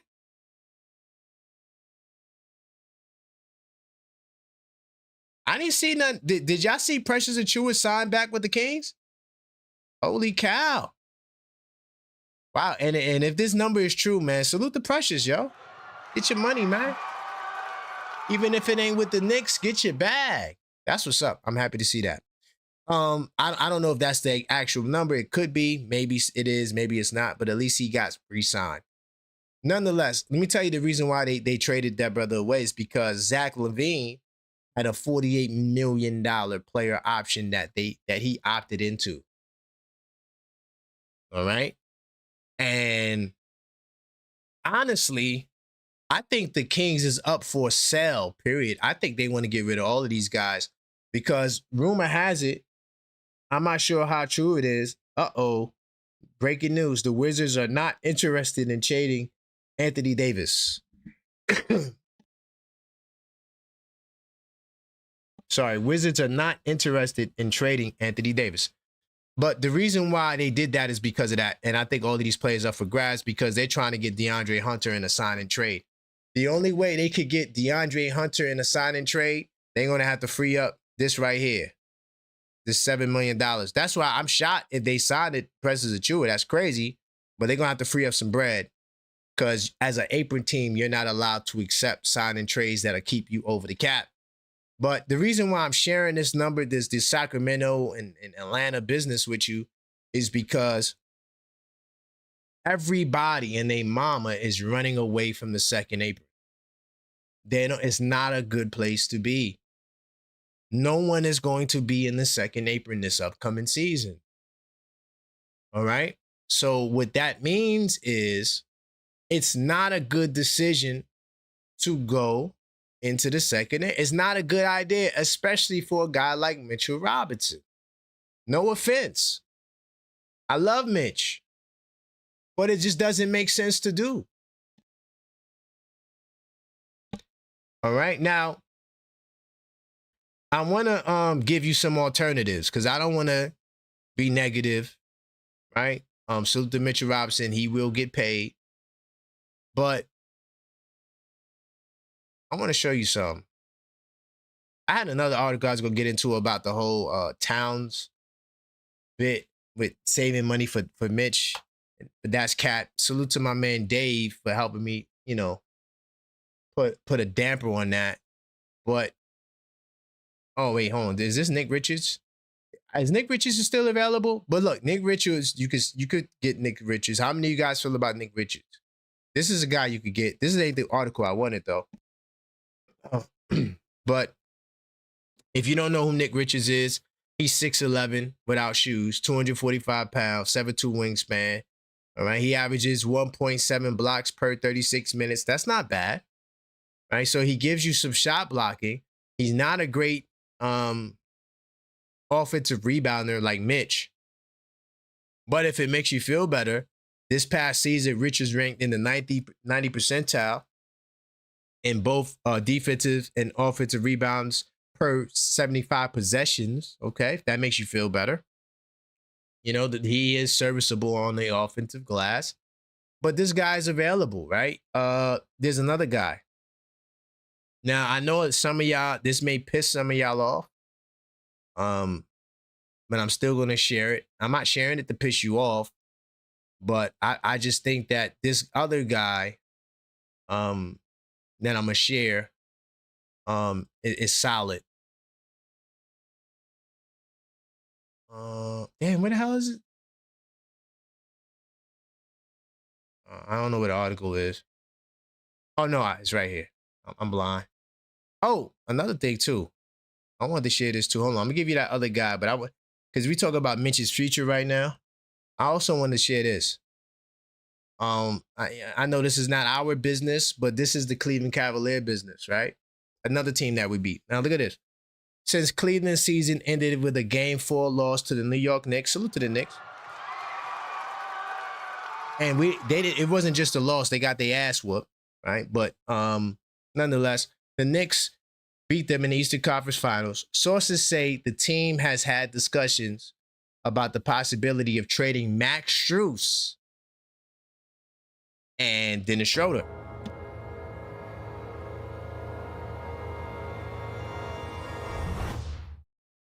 Why is that such a big deal? Last season, the Cleveland Cavaliers were the only second apron team in the NBA. The only one. That was another first. So if you just look at the history of the second apron, you started out with, I think, 3 the first year, then like 5 the second year. Last year, just 1. And now this year is 0. Teams are moving away from the second apron. So Strus makes $16.6 million, right? And Schroeder is paid about the same, about $15 million. So now if they move Schroeder and Strus, those two numbers right there will bring them under the second apron. That's why they're shopping those guys away. We seen OKC do it with, they let Kenrick Williams, he's about to walk, or if he resigns, it'll be for a really nominal deal. But the Thunder still got to give up $10 million in salary if they want to stay under the second apron, and they will do that. So expect more Thunder moves. But the Cavs, the Thunder, they gave up Wiggins and they gave up Joe, all to stay under the second apron. All right, so that's the only reason why I'm showing you this. The only team that was a second apron team last season, they're looking to make moves to assure that they will not be second apron teams this upcoming season. All right. Now, to bring it to the one guy who we could use to replace Mitch, this is a guy who I think will more than likely be there. I'm not sure about Nick Richards at this rate, the way the center market is going. But you talk about offensive rebounding. Kevin Looney is one of the best offensive rebounders in basketball, pound for pound. And there's a good chance that we could get Kevin Looney. How would you guys feel about Kevin Looney? All right, somebody who has time with Mike Brown. And was he there with Mike Brown? I don't know. He might have been there with Mike Brown. Doesn't even matter. Bottom line is this guy right here, all right, 30 years old. And, you know, so he fits the age range of these guys. But there could be some. Oh, Mike Brown. Okay, yeah, I forgot. Yeah, he did. Okay, the article I read, he played with Mike Brown. Forgot. Anyway, because I just didn't care. But it could be that connection though, and the NBA is about connection. Could what bring Looney to New York because they have a relationship. You know, he's a big guy. Not that tall, but he is a beast on the offensive glass. All right. What do you guys think about Kevin Looney? He's also a good screen setter as well. Played over 620 games, 11 years of action, and he won 3 titles. We're a championship team. How do you guys feel about him? You know, according to Ian Begley, this history was established to have created mutual interest between Looney and the Knicks. So there's already some interest there. If Mitchell Robinson does not return, do you think Kevin Looney, would he be a good Mitchell Robinson replacement? You know, not to say he's as good as Mitchell Robinson. He's not defensively, but setting screens and getting offensive rebounds, I would say Kevin Looney is no slouch. What say you? 646-995-8389. Call up, voice your opinion. Whatever topics I don't get to today, I will talk about tonight because I know the phone lines are heating up and I want to keep your calls coming through. So I'll just hit the phone lines. Is this my man JJ or is this a different JJ? Might be a different JJ. Let me see who this is. 646-995-8389. Call up, voice your opinion. Hello. Hello, caller. State your name. Where you calling from, family? Hello. Hey, this is a show. You call into a show to talk? Oh, yeah, man. No, What's going on, my brother? I was telling you, I'm calling from Florida, my brother. Florida? Okay, what's your name out of Florida, my brother? What's the name? Yeah, what's your name out of Florida? Oh, Jeffrey. Jeffrey, okay. How's it going, Jeffrey? Yeah. So, I'm assuming you're a Knicks fan. Oh, man, hey, for life, man. Knicks for life, bro. Let's go. How did I know that? How you think I knew that? I don't know. Maybe the accent, the Jamaican accent, you know? I hear the Jamaican accent. Yeah, I feel like there's a tie to New York somehow. What's up? Trust me, my brother. I'm telling you, man. You know, I won't be that long. You know what I'm saying? I'm just trying to say, man. Me personally, my brother, I think Mitch coming back. Mitch coming back, bro. I'm telling you. That's my feelings. Yeah, I think Mitch coming back, and yeah, and if we lose Mitch, man, trust me, man, it's gonna be devastated, my brother. Well, yeah. Listen, I can't just necessarily tell you your feeling is wrong. It didn't happen, and anything is possible in the world. You feel me? Yeah. But from a business stance, it don't make sense on both sides. So I'm just going with the probability of business, right? And he could get a bag elsewhere, and we don't have the bag. So, why put stress on either party? That is so true. That is so true, man. But at the same time, my brother, I mean, we just win a chip, man, and you know, I think we should push it more because if you look at the Warrior, Miami Heat, yeah, I mean, they won the chip, man, and they're running right back. You know what I'm saying? So why can't we make some form of sacrifice? You're picking two teams that won it before the apron ever existed. There was no apron when they won those championships, and it's because of Golden State is the reason why we have the apron. Right. And that's the only reason why we wouldn't do it. Now, if there was no apron there, I'd be with you. Then, yeah, that's true. 100%. That's my brother. Yeah, man. You feel me? Yeah, man. But yeah, the apron changes everything. Everything, man. That's true. Yeah. And so. Man, as I say, you know, I'm gonna just cross my finger, man. You know, I mean, I just keep my finger crossed at all time with the Knicks, man. I'm hanging in there low. Whether they go high, I'm up there with them. They go low, I'm there with them. You know what I'm saying? No matter what. Hey, no matter what, bro. Can we still win without Mitch? Yeah, can we still? Of course. Okay. Of course, all right, so we good. We good. Yeah, because as long as you believe in the Knicks, regardless, we good. Definitely, man. That's but I say, hey. No matter how many players we got, we need more. We just need more. You know what I'm saying? Yeah, because most of the time in the season, Mitch was out, and we we take care of business. Good point. Good point. Yeah. Yeah. And yeah, and, you know, we love him. Listen, I'm the biggest Mitchell Robinson supporter. Yes, I just want the brother to get paid because, you know, this league, they'll get rid of you. Definitely. We seen that. Yeah, and so you got to do what's best for yourself. Don't shortchange yourself to be a part of this movement, because when this movement ends, oh my God, you be blown with the wind, my brother. That is so true, my brother. That's so true. Hey, yeah, man. salute, Jeffrey. Yes, hopefully you call up again, man. I got your name, number locked in, my brother. Yeah, please, man. Please do that, my brother. So next time you call, I know exactly who you are. Big time salute. Yes, sir. Represent. Yes, sir. Yes, sir. Fort Lauderdale, Jeffrey, man. Representing. Respect, my brother. Yeah. Let's go Knicks, man. Let's go Knicks. Okay.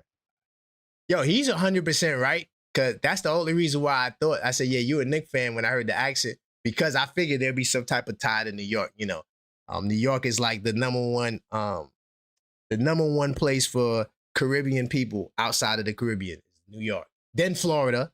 Florida's there too. But I just had a feeling that brother was a Knicks fan. Hey, yo, big time salute. You got some supers. Rocking ATL via BK. I don't know why I have a hard time saying that, but he said first round we ate BBQ Hawk wings, and they're thinking never again. Yo, Rock. I swear to God, the Hawks, they're in every other move, though. And it'd be subtle. A second round pick. This guy, they got the boy from OKC. Was it Joe? I think they got Joe from OKC. You better watch the Hawks, man. I'm telling you, yo, look. The Hawks, the Wizards, Toronto, trying to think, Miami. I think those teams, those 4 teams, definitely in the playoffs. Now, I'm not saying they're going to be second seed. I'm just saying I think that those teams are going to be in the playoffs. For sure. Washington, Toronto, Atlanta, Miami. And look, because half of them didn't make the playoffs last year. So they'll be in the playoffs for sure. All right. Everybody else got to fight. It's going to be a fight. You can talk about the Eastern Conference this week. That is cat. The East is the gauntlet, dog. I'm telling you right now. These teams are hungry in the Eastern Conference. For real. And if the Celtics mess up and trade Jaylen Brown, the Celtics will not make the playoffs. You could just scratch them. The first ones off. I don't give a damn who they get back. If they trade Jaylen Brown, they're not making the playoffs. Yeah, I read some content or some news on the Celtics, and I was like, it made me almost sad for them. I was like, damn, the Celtics, they just screwed. Keep Jaylen Brown, trade Jaylen Brown, no matter what they do. And you cooked. Let me see. D from LA says, do we care about the Raptors with Kawhi? No, I don't think that they're a threat to beat us, but I think the other teams in the East need to care. For real. But I don't think that none of the moves right now, I don't see none of these teams leapfrogging the Knicks. I just don't see it right now. Now, hey, maybe another move happens, you know, and that changes. But right now, I think we're the top dog. Sorry. Salute to the real Nick Nero. He says, I remember 94 crying after they lost. A lot of fake ass Knicks fans out there right now pisses me off. Hey, let me tell you something, man. You know, 94, definitely the tears were there. You know, anytime, you know, we lost on the big stage, we had the OJ trial. It was crazy. But, you know, the 94 loss, I feel like was the last real year of Pat Riley. Because I feel like when you look at 95, Pat Riley's heart wasn't in it. And, you know, if you read that book, Blood in the Garden, it tells you about the 90s. You know, Pat Riley having secret meetings with the Heat. And that was it. As far as the fans dropping off, I mean, we always had fans dropping off. You had fans dropping off in the 80s. You had fans dropping off in the 90s. And a lot of those fans came back, of course, since we won the championship. But, you know, fake Nick fandom is real. You know, it's a real epidemic. And, you know, let's see what happens or how long a lot of those people who initially left the Knicks, let's see how long they last. I think it's going to be a while because I think we're going to be good. I don't think we're going to see another time, at least in the near future, where the Knicks will be bad. I'm not saying we're going to win the championship every single year, every year. But I do think that we're going to be in contention. You know, we got a good core of guys. And I think that if they make the right money moves, you know, this Knicks team could be set up to you know, to ride their careers out, to be honest. At least OGs, Brunson, and maybe Cat, you know. I could see them riding that out. What's good, Randall? Hey, what's up? Hey, man. We talking about Mitchell Robinson. Yeah. Future's not looking bright for the Knicks side, but, you know, his future is bright. But what do you think about, you know, Mitchell Robinson? Is it a good idea for us to go into the second apron to sign Mitchell Robinson? No, it's not. All right. I respect that. Because going into that second apron, that we lose flexibility. Yeah. Let's just say, for instance, God forbid, next season, we have major injuries. Mm-hmm. You know what I'm saying? Being the second apron can come back to bite us in the ass. Exactly. Hope that doesn't happen, but hope that doesn't happen. Stay healthy, but yeah. You know, if that was the case, using the second apron, that could happen. That could happen, and then you lose your flexibility, and you know, now you're in a position where you're scrambling like the Celtics. What should we do? Looking all lost. Okay. How do you feel about Kevin Looney? He's a guy who's an option. I'm not saying that's who we're gonna get, but I'm just giving you Kevin Looney. He used to be with the Warriors. Yeah, I remember him. Yeah. He's an offensive rebounder, set screens, kind of scrappy. How do you feel about him? They're saying he's not bad, but I'd rather have a rim protector as the backup center. So you more interested in somebody either like Diabate or Eves Missy. I like him though, but you know what I'm saying, he's a solid player, very experienced. But I'd rather have a rim protector at that backup center spot. Okay. I'm not mad at that. So you like, what about Nick Richards? He get hurt too much. Okay. He get hurt too much. So you want Diabate. So are you willing to trade Deuce, or if they say we want Deuce, you willing to do that? Yeah. Oh wow. Okay. Hey, you got Shamet, so, and you can get Clarkson back too. I'm not opposed to it. Yeah, and the point guard spot is already filled. We got Brunson, Alvarado. Yep. And you got Kolek. Yep. Big time salute, Randall. Anytime, man. Salute. Yeah, and you got Kolek. You know, don't forget Kolek. You know, I think Kolek could get some time. I wouldn't mind getting Jordan Clarkson back, but if we do get Jordan Clarkson back, we got to do a trade. We got to trade at least one to two of these guards for height, you know? So if we get Diabate, I don't know if Precious re-signed.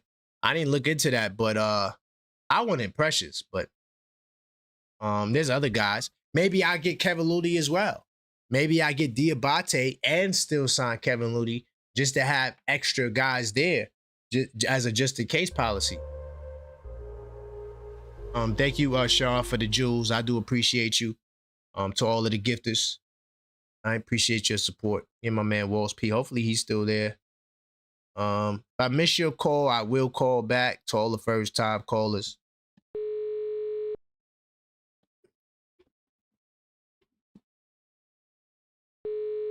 (646-995-8389). Call up. All right, we talking about Mitch Future, Landry Shamet, all types of stuff. What's good, Walls P in the building? What's going on? Okay, Nation Plus. Man, so you got a lot of topics. We talking about Mitch's future. I'm gonna ask you this question, my good brother, and you could go from there. Is it a good idea to go into the second apron for Mitchell Robinson?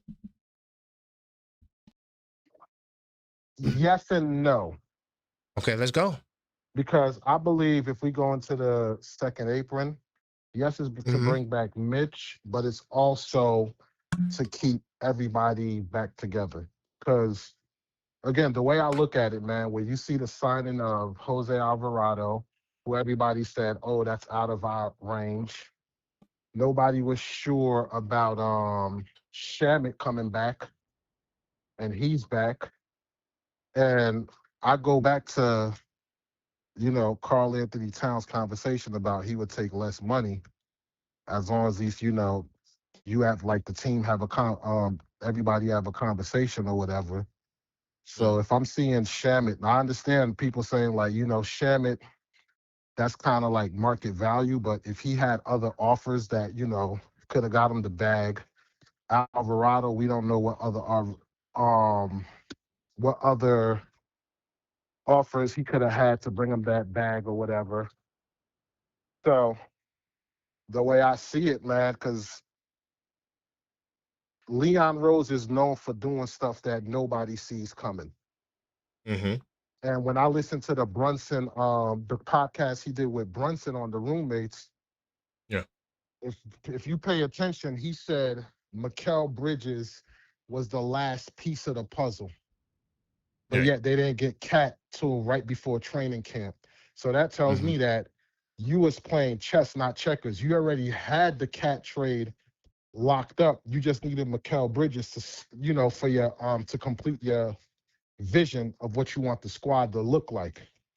And the only reason why, like I said, I believe they'll go over the into the second apron is because I believe Cat would take a discount. Now I know people saying, why would he take a discount this time? I'm not in the man's pockets. I just know that the man said he would be willing to take a discount and he loved being in New York. So I'm of the belief that whoa. See, when we say that, we got to be careful. He didn't say that together. He said he wanted to be in New York. He didn't say I want to take a discount and be in New York. Let's not change what the brother said. He did say at one point he wants to be in New York. He wants to stay and end his career in New York. On top of that, on another time, he said, I'm willing to take a discount if we have a conversation on Shannon Sharp's podcast. You feel me? But that was before he was a Knick, and that was before he won the championship. It was. Yeah. It was, but he prefaced it by saying, Jalen Brunson took that $100 million discount, whatever. Now, he didn't say how much it was, but I'm just going to base off what the man said, and I'm going off, the way Leon Rose moved. Because the way I look at it, if he does take the discount and you go over the second apron, depending on what he signed for, we fall back under the second apron next year. No. How is that not? It's not. It's not correct. Right now, next season is a whole different ball game. But with the 10 players that we have under contract right now, we would be at the second apron next year. That's not counting Mitch. With the 10 players you got right now, with Mo Diawara, next season starts, we're at the second apron. No, I understand that, which is why I believe with Cat having the discussion about, if we all have a conversation, blah, blah, blah, this, that, and the third, I'll be willing to take the pay cut. It's too many moving parts. And Cat's deal, you would like to see that signed already. What I want to do is I want to isolate the Cat sacrifice to bring Mitch I think those are two different elements because it's going to take some time to work that out because, like you said, there may be a sacrifice. I don't think it would be $100 million. That's never been done before Brunson did it. And I don't think that that's a strategy that I would use as the baseline. We all should do it because he's the anomaly. He's the only one to do it. And to say that if everyone does it, then we'll win the championship, I don't think that that's a strong strategy because nothing is guaranteed in life. We all believe in the Knicks and we all think the Knicks can win, but would you really put your money on it? Would you put your house on that? Would you put your job on the line? I wouldn't put my house on it or anything like that. I'm just saying that that's a possibility. If we're looking at different, timelines, this, that, and the third, that's a possibility. Like, I'm not going to sit here and say, nah, that's not going to happen because we don't know. Yeah. But it's a possibility. I just don't think the sacrifice will bring us under the second apron. And to have Mitch here for 1 year that's not, the numbers don't work out like that because now you're also asking Mitch to sacrifice. We seen this guy, Jock Landale, get $15 million and half of the people in the chat don't even know who he is. So a guy like Mitchell Robinson is going to generate significant value on the free agent market.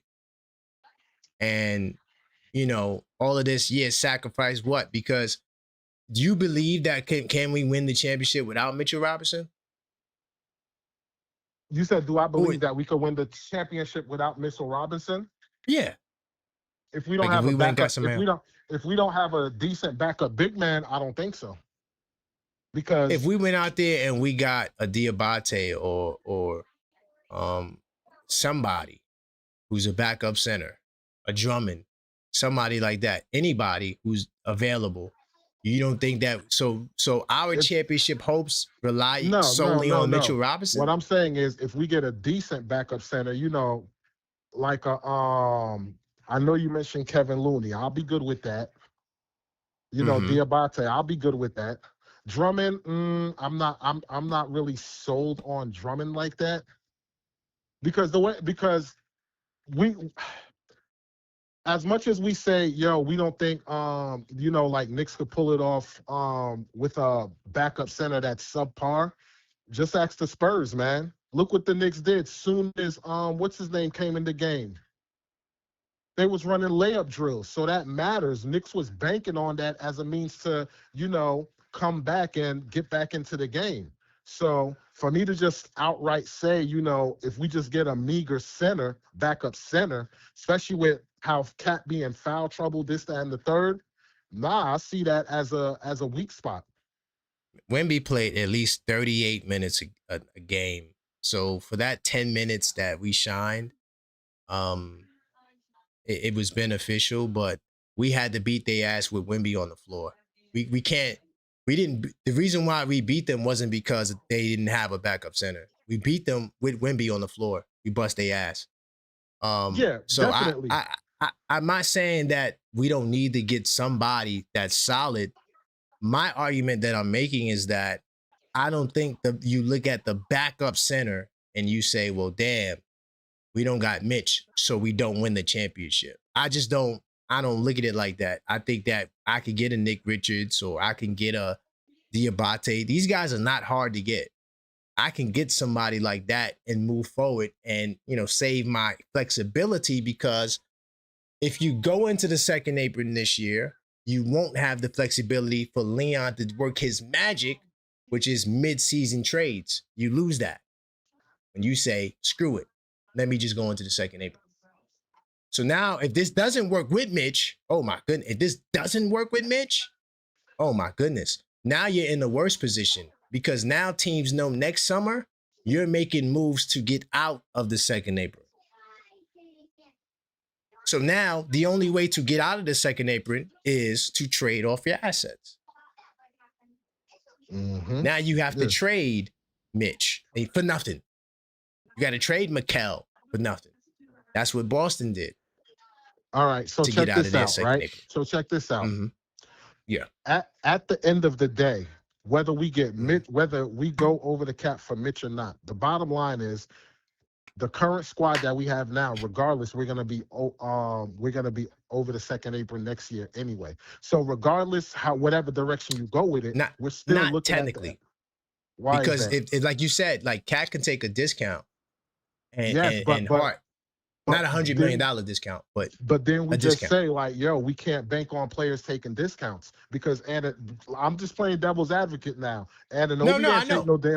take no damn discount. So you get what I'm saying? But then the team won't stay together. And the reality of the scenario is this, that this is why teams this is what they wanted. They signed the CBA, they went into negotiations, and the owners and the players, they agreed on a second apron.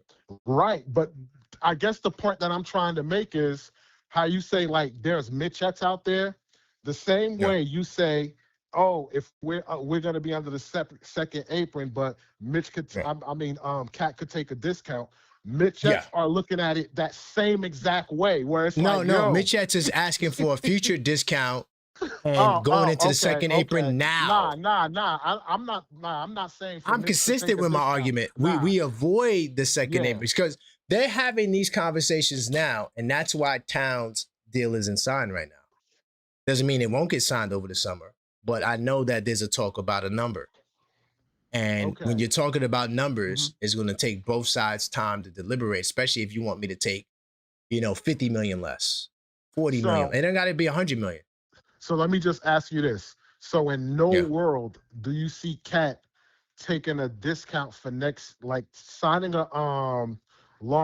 reing up his contract and setting it up in a way that next year we won't be in the second apron and somehow get Mitch under it? You don't see that at all? I see that without Mitch. I think that he and Hart will negotiate and say, look, we'll sacrifice the whatever it is, million, put it together about 15 million to save you, right? Gotcha. But it still won't be enough to bring Mitch in because there's more math that people who have this idea that they're not accounting for is that you still have to build the team. Gotcha. Still got to build the team. Gotcha. Right? So the world where you stay under the second apron with Mitch doesn't exist. So the keeping Mitch is a decision to be a second apron team, which no one else in the league is doing, by the way. Oh yeah, definitely. Well, they all said, we're not doing that. The way I'm gonna end off this call is, at the end of the day, like, looking at how everything goes. Sorry. I wouldn't mind bringing in Kevin Looney because he has a rapport with Mike Brown as well. And he's a good offensive rebounder. So that's somebody who I'd realistically like. Yeah, that's somebody, because like these centers now, they going like hotcakes. So. Nah, it's still, look, you got because you know why? Because the teams are bringing their centers back, right? So all of these centers you see are being signed are teams saying, no, we don't want you to go to the open market because there's a bag out there for centers on the open market. Centers are the most valuable thing right now. Oh, very true. But there's why I'm saying, like, yo, if you got your mind set on a center, if your mindset is on a Kevin Looney, get it while the iron hot, so to speak, because everybody's gonna be bidding for Mitchell Roberts. You get what I'm saying? It's gonna be a bidding war where they're not gonna be looking at certain centers right now. And once the domino effect happen, go ahead. I hear you, Walsh, but I don't think they're concerned about that. I already think they got his replacement already figured out, and they're just waiting on dates and times because one, we got the buyout market coming. And you don't know who's going to be on that buyout market. You know what? That is true. It's going to be a nice, it's going to be some shiny pieces on that buyout market. That's true. That New York advantage will be there. So I love Mitch. I'm a biggest Mitch supporter. I got content talk about Mitch. I talked about the low management. I called it a scam. Yeah. I'm the biggest Mitchell Robinson supporter out there. All attempts to devalue this man has all failed because now he's the biggest center on the market right now. Big facts. That is true. The biggest. The Nets are there. The Nets are trying to put together a New York Knicks team. And that's true. and they got the bag. You know, you got That's centers true. like Durant. He going to Sacramento and he going to LA to see if we could work out a sign and trade. That's Because true. he's done with Yeah. Detroit. Yeah. So Yeah. it's just, you know, and then Walker Kessler turned down $140 million. Yeah. Yeah. It's gonna be What? interesting, man. Yeah. I do agree with you. I think they have their person in mind already, so they just waiting, you know, Yeah. for the domino They effect. So. waiting. You know man, Leon Rose, if you got faith in Leon Rose, man. Oh yeah, I definitely got faith in him. So that's why I'm waiting to see gonna like be all right. what happened. But I'm at the edge of my seat, like, all right, what's happening next? Like, come on, man. So thank you, Walls waiting, P. man. Huh? Thank you for giving me some good pushback. I love it. No doubt, no doubt. I appreciate you, man. I'm known for that because like I said, on my channel, me and wifey, we debate like on a lot of content. So I'm known for that, brother. That's fire. That's fire. Yes, I gotta sir. tap Yes, in. sir. I gotta tap in while No you doubt, live. no doubt. All right, brother. Big time salute. No doubt. Right. Later. My man Walls P. I'm gonna tune in to I'm gonna check his show out. Matter of Opinion. He's OKF Nation Plus. If you don't know OKF Nation Plus, you get no clock status with when you get OKF Nation Plus. Hold on. Let me keep the calls coming through. I got my man Coach. Hopefully he's still there. Coach in the building. 646-995-8389. Yo. Hey, what's going on, Coach? Hey, what's good, KP? Not much, man. We just having some good Knick talk in the evening time. Supposed to be afternoon, but it's evening now. But what's going on? What's your thoughts? Yeah, man. Nah, I'm just look, man. I know you say you like Mitch and all this stuff, but I'll do the hard work for you that I know you really think. Because I ain't afraid to say it and take the smoke. Because I'm gonna keep it real. Keep it real. Keep it real. Go ahead. Look, let me preface it by saying this. This ain't an anti-Mitchell Robinson argument. It's a let's get one thing straight. Mitchell Robinson's a championship Knick. He helped us win the title. He's an elite offensive rebounder, a fantastic rim protector. He's one of the best, if not the best, backup centers in basketball. Right. The question isn't whether Mitch is good. The question is whether he's worth putting the Knicks into the second apron. Period. Okay. Case closed. That's it. That's it. And for those of you, I want to make a little aside that say championship teams don't pay. I mean, championship repeat teams do not run it back. They have never run it back. Okay, championship teams don't pay every role player. Let me go back in the modern era. When the Lakers won, they let Trevor Ariza walk. He was a 31-minute a game starter, and they didn't run it back with him. The Heat changed half their bench. They picked up Ray Allen, Chris Anderson, Rashard Lewis, all them dudes. The Warriors replaced over 50 playoff bench minutes when they repeated. Okay? Good point. So, Mitchell Robinson for the New York Knicks, we appreciate your service, but you've never been a full-time starter for the New York Knicks. That's a fact. If another team wants to pay Mitch like a starting center making starting money, and nowadays starting centers make anywhere from Mark Williams signed that 13 to 14 million, all the way up to what Cat makes. That's starter center money in this league. Jock Londale, the Hawks picked him up because they know the rest of the league. Yeah, there's a Wemby issue, but there's a Cat issue as well. Good point. Everyone has to find centers to deal with how the Knicks run their offense, and the guy that we have, Cat. Okay. So here's the other thing I want to push on the Mitchell Robinson part. Go ahead.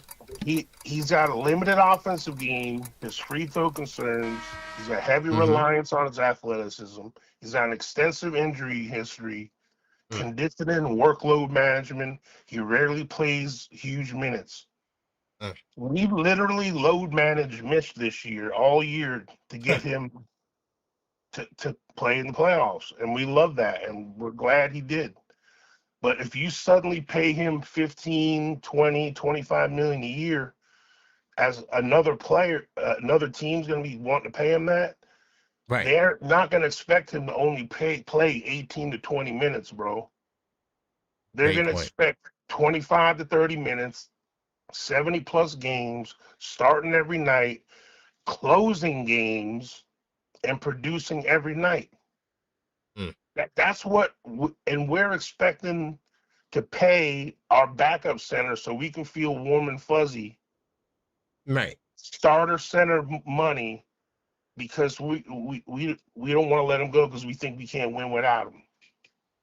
It makes no sense. No sense. So, and we're not, and I don't even want to talk a circle of all the penalties that accrues for us. It's just, it just comes down to this. Leon Rose has never operated emotionally with his decisions, ever. Great point. He's consistently shown his willingness to move on from good players if it benefits the Knicks in the bigger picture. He did it when he let Dante and Juju go. He did it when he let Ihart go. He did it when he let Quentin Grimes and Toppin and RJ and IQ. You know, you got to make these decisions and take your emotions out of it. Man, yo, Coach, great call. You know what I'm saying? Like, owning a Ferrari is awesome. Hey, you know what? I'm not gonna say you're a Mitch hater, but I'm gonna say you're on the other side. and you know, I do agree with a lot of what you said. You know, I can't say everything, but I agree with a lot of what you said. I love you was cooking. I love Mitch for what his price is. Like, but I think the bar you said though was that they're gonna expect more from him. Exactly. But here's my quick response before you get off. Yeah. He may be capable of doing more. I feel like the Knicks held him back, but that's a whole nother topic. But you know what? We've tried to give him. If you go back on his career, if you want to go on like Basketball Reference or whatever, look at his career. Anytime he's played over 20 to 25 minutes or played extensive time, he's gotten hurt. And I try not to mention the injury prone stuff. He just has never shown being able to handle physically a full load. Like, he, even this year in the playoffs, when Cat got hurt, they were in that. I mean, when Cat had early foul trouble, I forget which game it was, but Mitch had to come in. He had to come in real early in the first quarter. He couldn't even finish the first quarter because he got tired, and Huck Porty had to come in. People don't forget that. Right. Like, I appreciate you, Coach. Though, man, I got more calls, but yo, you bring up a good point. Yeah, and look, don't confuse loving a player with needing to pay him at any cost. That's all I'm saying. I got you. You know. All right, much love, everybody. Still love the Knicks first. Name on the front. That's all I'm saying. Got you. I'm with you. All right. I'm with Coach, except for the injury part. You know, Mitch has played time and been more healthier. He's played more games than what he played this year. This is not the most games that he played ever.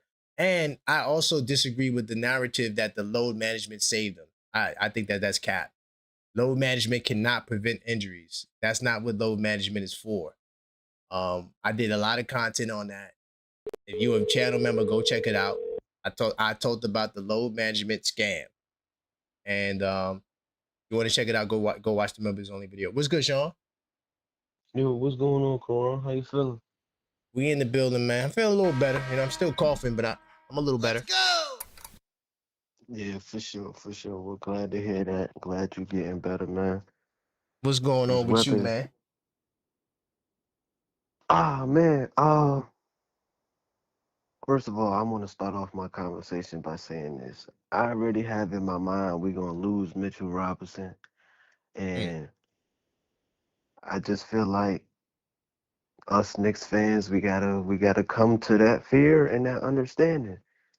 And the reason why I'm saying that is because I just don't think going into the second apron for him, is going to be worth it. And the reason why I'm saying that is because we're projecting on something to happen next year into regarding Cat and Josh Hart to take a pay cut. In all due respect, everybody is not like Jalen Brunson. Money can mean a whole different thing to a next human being.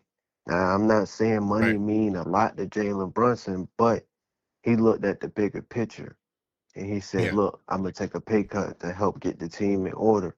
If he didn't do that, we wouldn't have had the OGs or the McHales or the Cats. With that being Right. said, with that being said, I just don't feel like we need to bet on something that we need to do on next year. Now, boom, Mitchell Robinson could have signed a deal that we could have offered because I'm pretty sure Leon have talked to him over this standard period.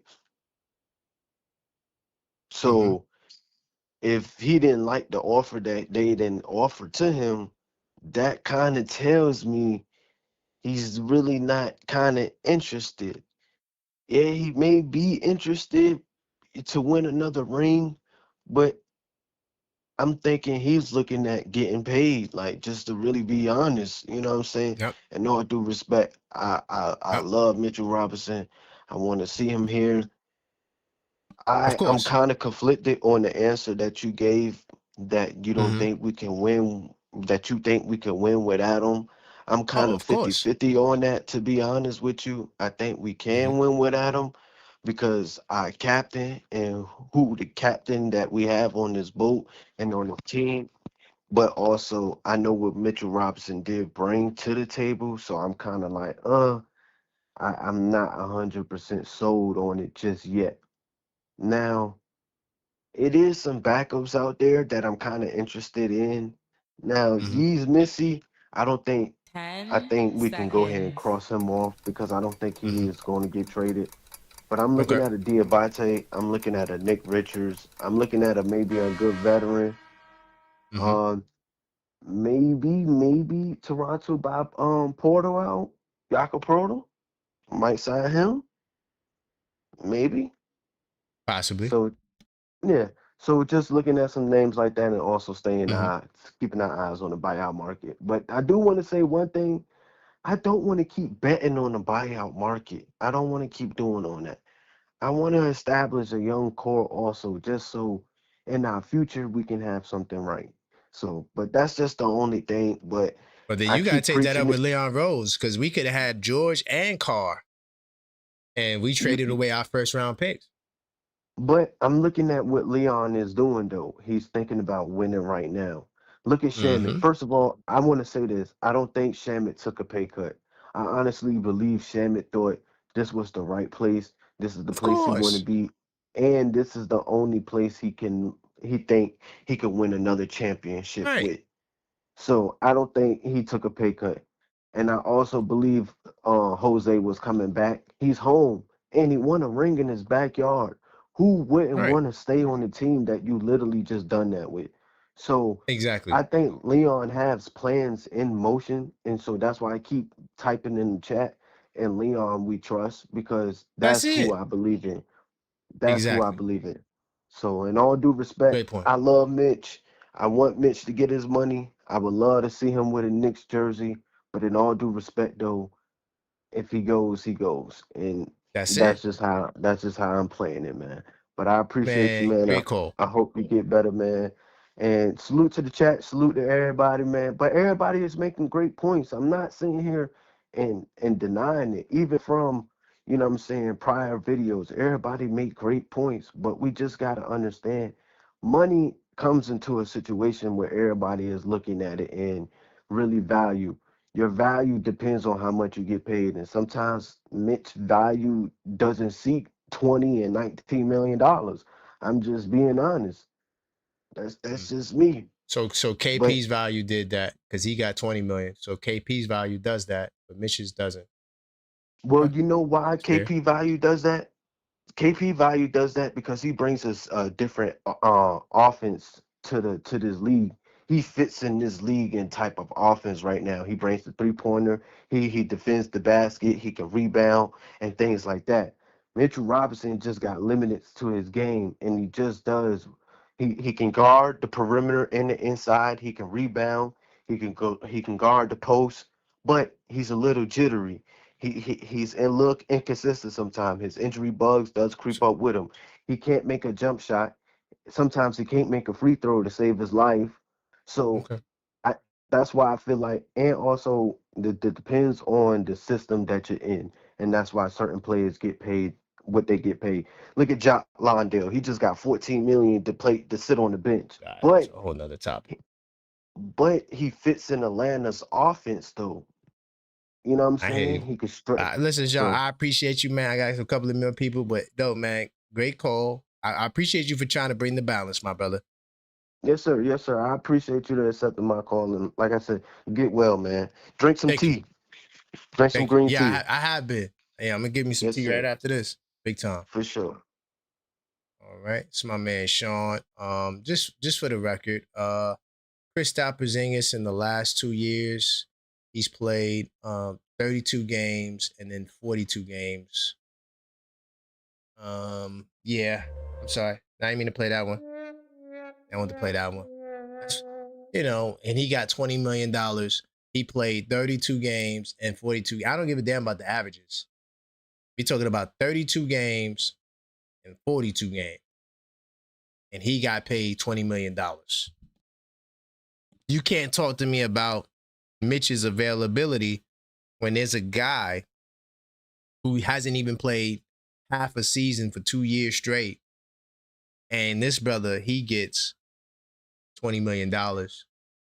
Mitch deserves a bag. I'm sorry. I'm defending the Blot this monster. See, I told you I'm the biggest Mitchell Robinson supporter. Y'all don't care about that, though.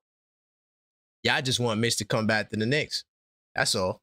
Y'all don't care about no other facet. If I miss your call, I am calling back. Let me get Ty. I got a 516 number and a 929 number. I'm calling y'all. So after this call, I'm calling the 92 number and the 516 number. Hopefully y'all answer.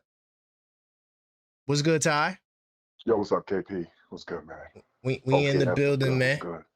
We having a real conversation today about Mitchell Robinson's future with the Knicks and answering certain questions, man. Okay. Where you want to go, my brother? All right. So it's a few quick things, man. One, I'm not a Mitch and I'm not an Ed anything. I'm a man. So I know. I like that terminology that you use, though. But yeah, I'm just a They accepted it.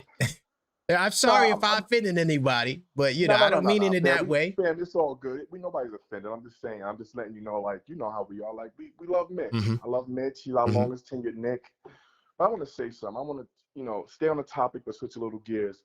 Popovich, right? Mike Brown was under him. Yep.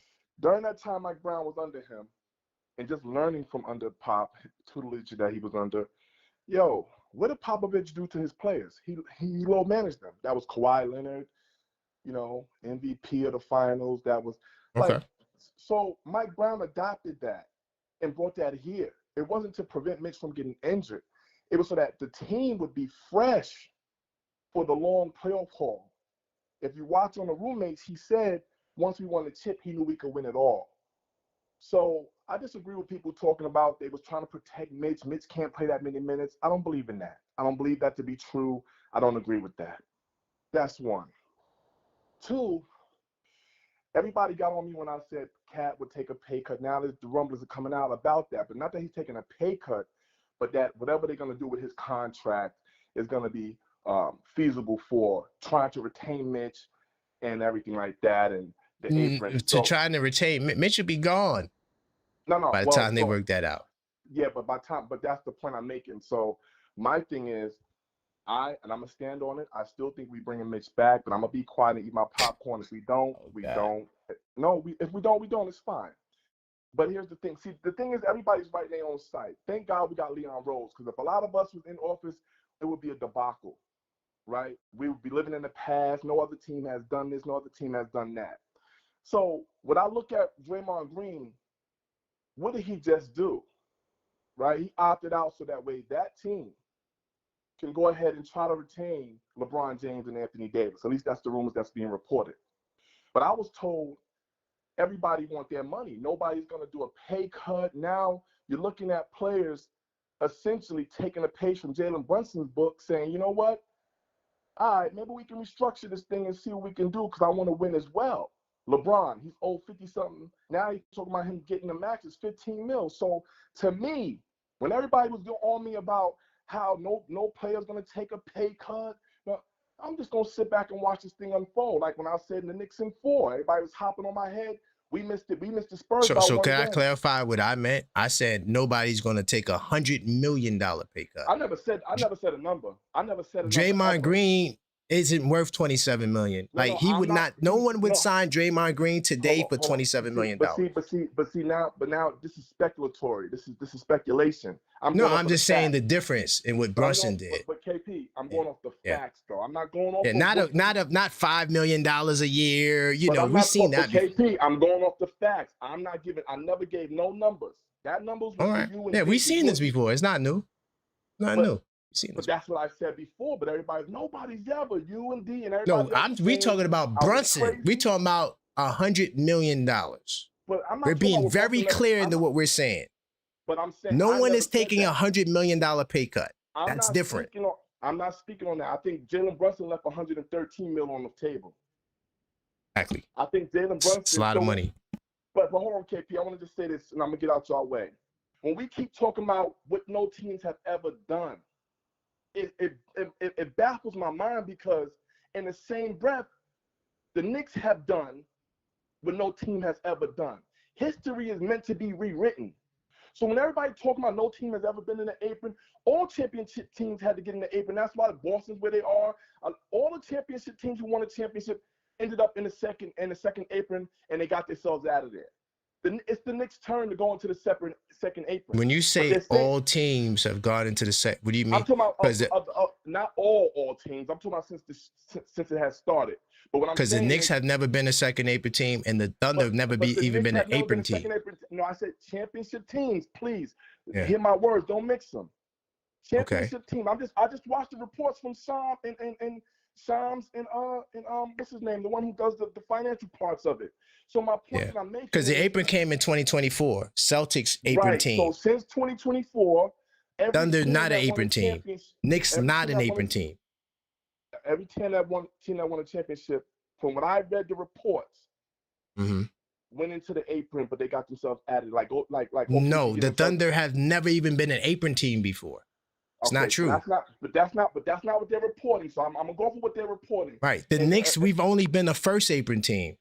That's it. We never went into the second apron. KP, I'm not dancing with you in the apron stuff. I'm just talking about. I'm only reporting to you what they reported. Now I don't know their reports are wrong. I read wrong reports every day. That's fine. That's fine. I'm not calling to argue and go back and forth with you. I'm just talking about what it's looking like right now for the Knicks. We're going to end up in a second apron regardless just for this year alone, just for 2020. No, we're not. No, we do not have to. That's not correct. The only reason why we would go to the second apron is to sign Mitch. That's it. There's no other reason to go into the second apron. I better report that Landry Shamet had put us in the second apron, but alone. No. That report is wrong. You got to be careful what we're reading. We got about $8 million in space. I'm $8 million. I'm just letting you know.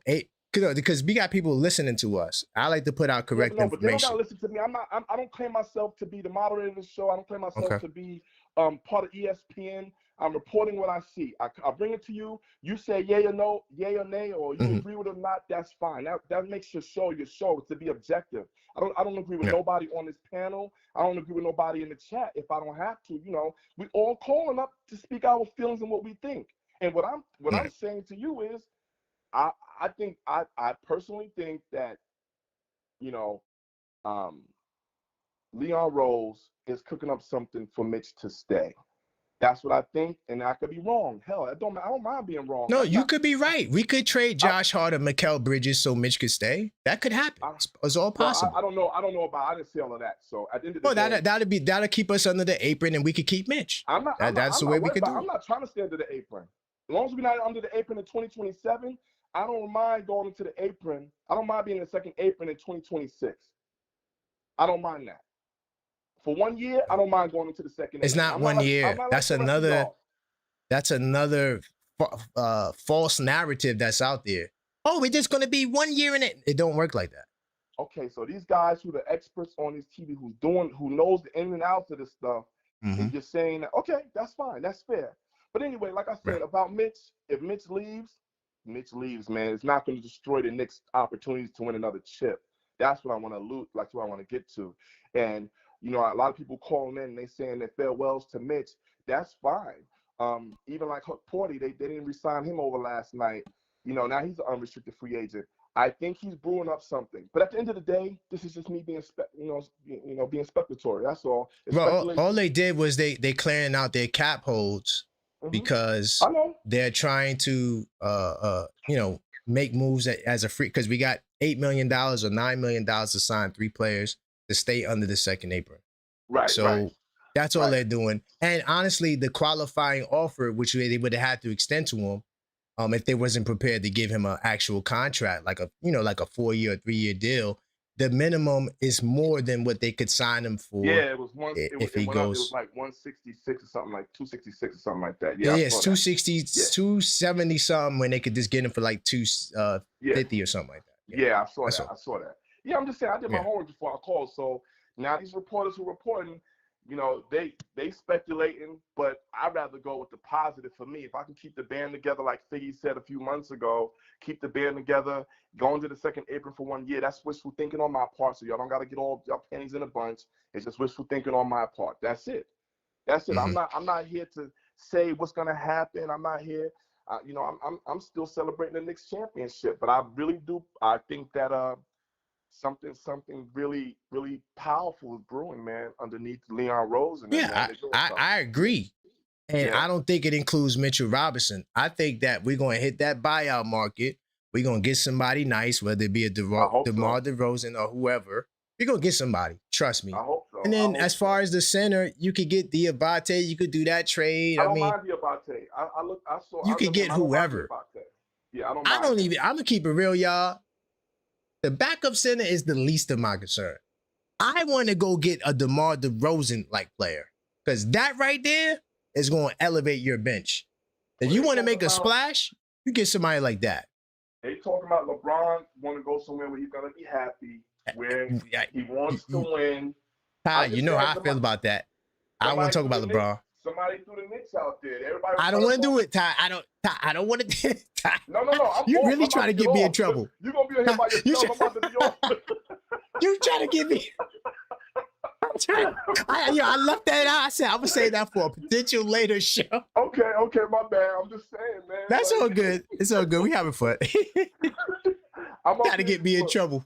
Nah, bro. I was like, KP was saying this, and now it's looking real funky out there, like something might happen. Hey, yo, you never know.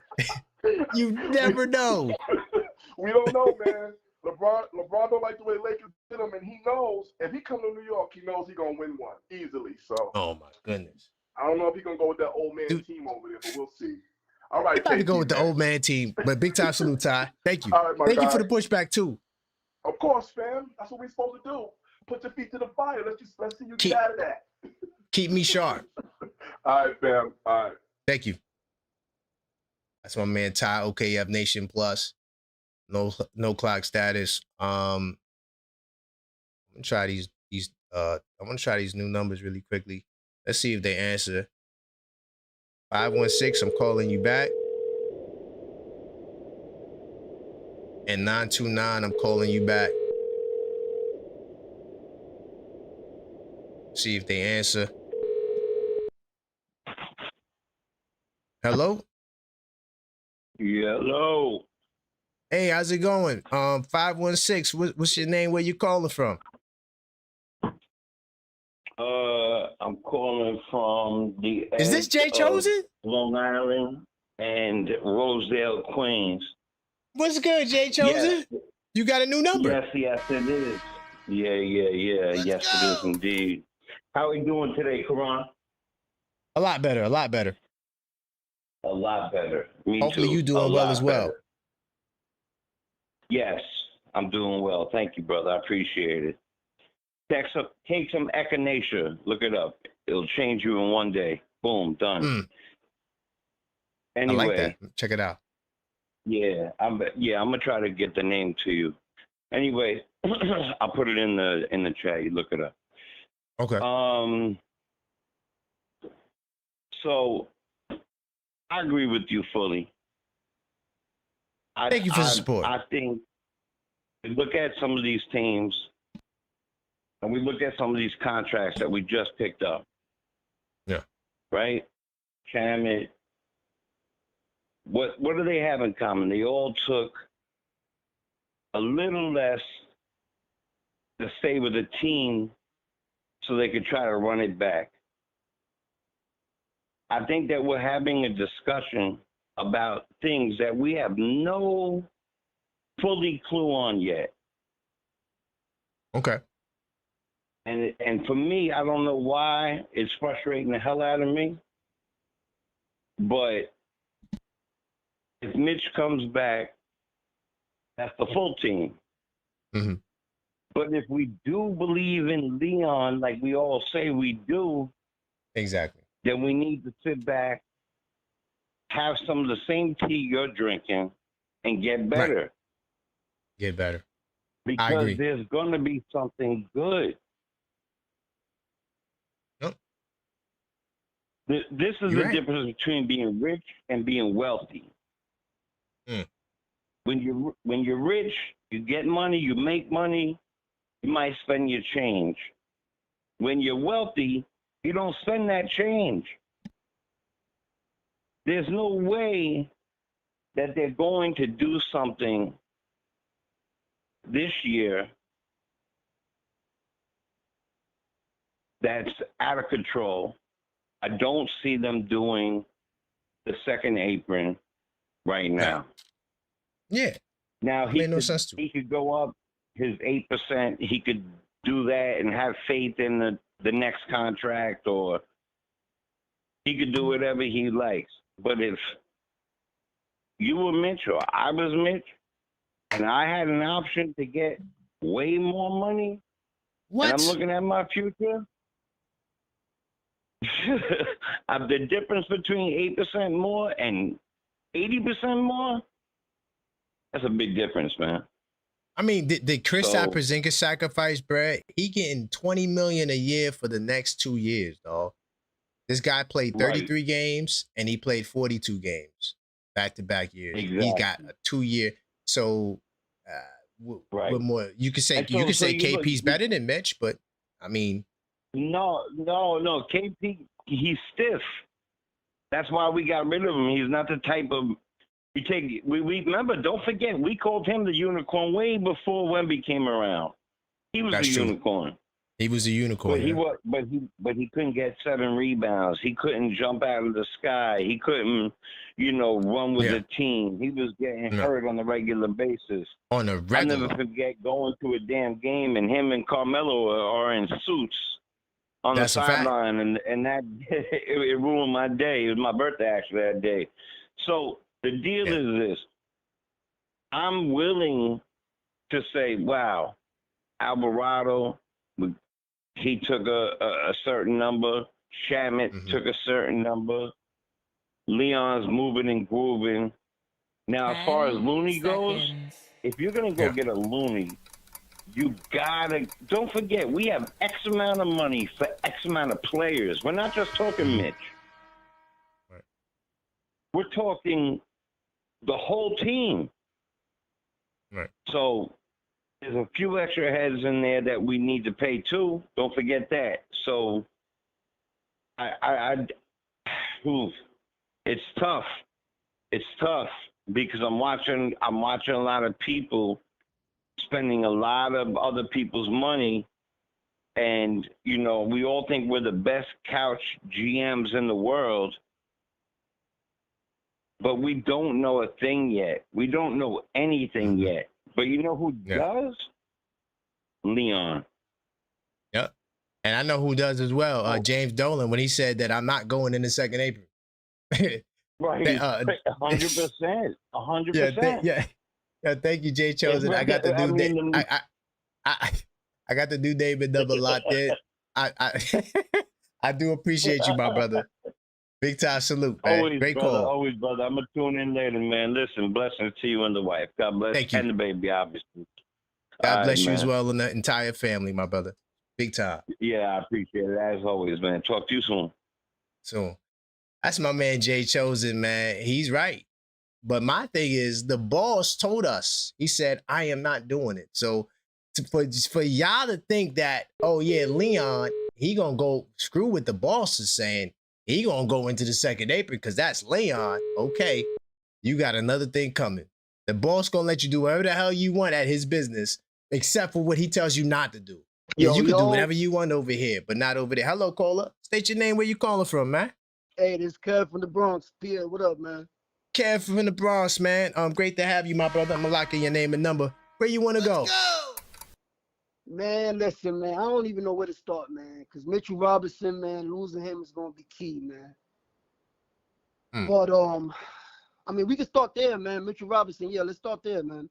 Because I mean, I heard an earlier caller say he was tired in Game 5 or whatnot, and that man was collecting big rebound after big rebound, including the biggest rebound and the biggest offensive rebound in Knicks history. But like you said, we ain't going into the second apron, so we have to accept the fact that Mitch is gone. You know, we have to accept that fact, and exactly. I think I don't know who else is out there. I guess we're gonna have to wait to the buyout. But it's a lot of options. A lot you could trade. I mean, it's a lot of directions you could go in for a center. Let me ask you this: is Jericho Sims a free agent? No, but you could trade for him if you wanted him. Oh, that'd be a nice one right there. Or how about Precious? That's an easy trade. I would love to bring one of those guys back.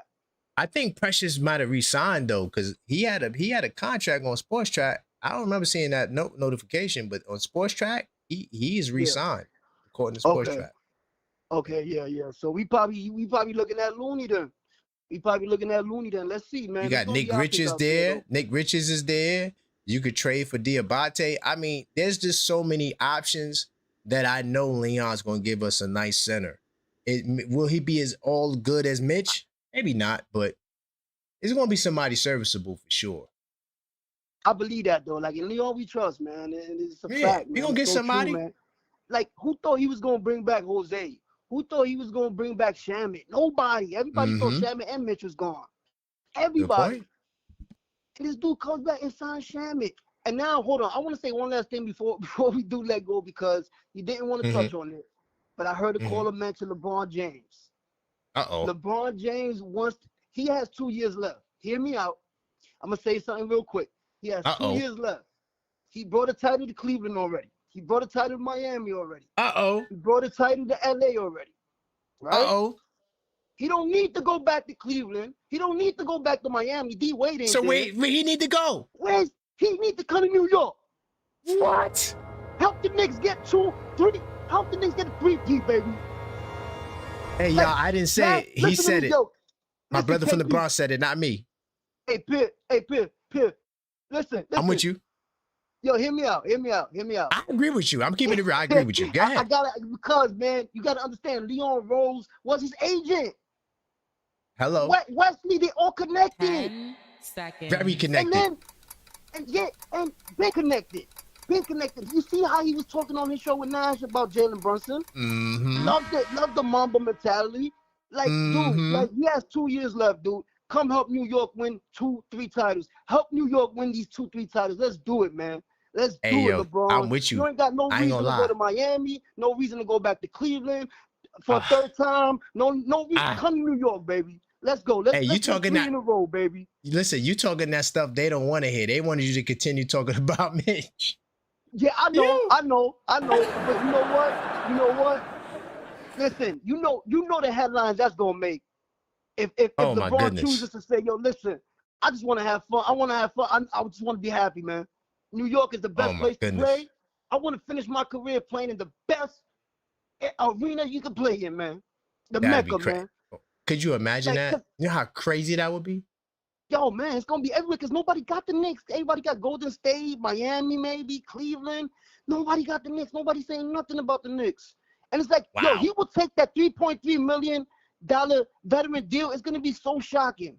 But dude is gonna make so much money in New York anyway. That's a fact, bro. Oh my God. And he wouldn't even remember. I think he said makes sense to me. Yeah, and he said it with Steve Nash. He was like, "Yo, he said don't break up that Knicks team." He said don't break up a championship team. So like, my thing is like, he'll even come to this team, come off the bench. He don't even care, dude. I'm telling you, bro. Or we can start him. It might piss some people off, but yeah, you I think Josh Hart would. I think Josh Hart would take that seat for LeBron. Yeah, of course. I think he'd take that seat for LeBron. Yeah, I mean, his last 2 years, man. Why not, man? Like, come on, man. Like, this would be crazy, man. That's all I wanted to say, man. Thank you, my brother. Yo, thank you, man, and thank you for representing the Knicks, man. You're doing a great job, man. 100%. Team, man. No matter what. I'm a big fan of the show, man, for real. Man, thank you for calling. I got your name and number locked in, man. Big time salute. BX in the building. Always, man. Always, all day. New York Knicks. No doubt. Let's go. Hey, I ain't gonna lie. We didn't agree in the beginning of the call. When he dropped that name at the end of the call, goddammit, I'm with it. Y'all worried about Mitch, dog. I'm trying to listen. That buyout market come. I'm trying to get somebody. What's happening, my boy? Trey in the building, man. What's going on, my brother? All right, let me see where we going. I'll start with the. All right, I want Mitchell Robinson to hurry up and get traded so we could, because people just not getting it. If we keep Mitch, either next year or the year after, I forgot how it goes. We lose a core piece. That is like we lose a Mikal Bridges or an OG Anunoby for going over the second apron. That is what happens. I'm not paying Mitch Robinson $80 million, especially with them suspect ankles. It's always a problem. He's always missing games. I can't lose my core piece for this guy. And instead of us like looking like, yo, who's gonna replace Mitchell? Listen, man, we get DeRozan. I'll go to the G League and get me a center. Because that's a fact. For real, bro. These people, they missing it. Like Mitch, all right, he's elite at the two things that he can do: rebound, clog up the middle. Yeah. All right, I give him that. He's elite. But there's 4 other things that he doesn't bring to the table that we could use. Like if he had Isaiah Hartenstein's offensive game, like just a little floater and the basketball IQ, the passing, then I think about giving him the 80. You understand what I'm saying? But I'm not gonna cripple this team. And then signing Mitch, we didn't get better. We stayed the same. Everybody is making moves to get better. That's why, you got a caller talking about LBJ coming to the Knicks. He ain't going to the Knicks because he don't want to hear that. This is going to be the 3rd time niggas going to be saying that he's sucking, again. Mm-hmm. They're going to be like, again, with the Heat. Then you go back to Cleveland, build a super team. Now you want to jump on a wave. Jesus. But I tell you one thing, yo, LeBron, you got 2 years left. We would accept you. I know you ain't. What? We would accept you. And guess what, man? This is your only shot to get more rings than MJ on your way out. You want 7? You play your last 2 here. We got 2 more for sure. 2 more. You want? I'm just saying, But yeah, man, I'm not paying Mitch Robinson even if there's no second apron. I'm not giving him 80. Oh damn! I take that 80 and go spend it and get better. Miami's not done. Nobody's impressed with Wiggins and da. But something is brewing over there. Yeah, they're definitely not done for sure. Yeah, they're not done, bro. So if anything, we lose Mitch, but we get better. I heard that the Wizards is trying to snatch DeRozan from us. Wow. On some off the bench, you know what I'm saying? But the only thing, they're not the champs. And who wants to go play in Washington when you could take a 4-hour ride and play in the Garden? So that's a good point. Yeah, and they got a little bit of money left over too. You know what I'm saying? So they might outbid us, but we still got a shot. You know what I'm saying? Well, if he gets bought out, he's going to get the majority of his money. So I don't think it'll be a money decision. It'll be do I want to go to New York or Washington decision? And New York should always win. It's New York City. If it comes down to that, man, we're gonna see. Yo, man, this nigga DeRozan, he be playing ball with his kicks unlaced. Like, you know how like us New Yorkers, we don't even lace up. Yo, he plays ball like that. Yo, man, I mess with DeRozan, man. We need him over here. Nah, he a real one.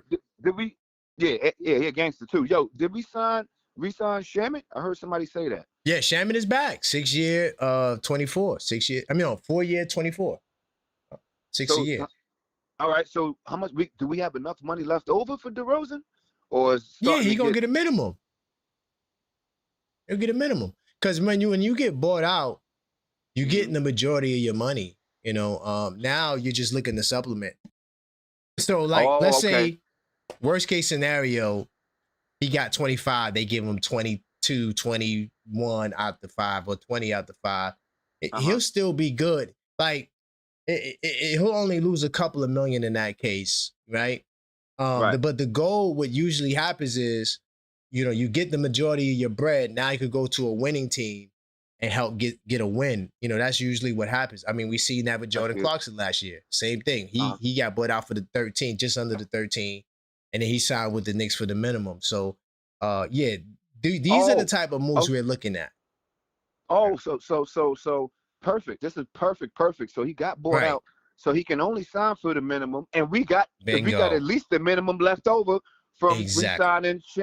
Okay. So yeah, like you said, it comes down to like, yo, you're gonna get the minimum anyway, bro. You want to play for the Wizards or the Knicks?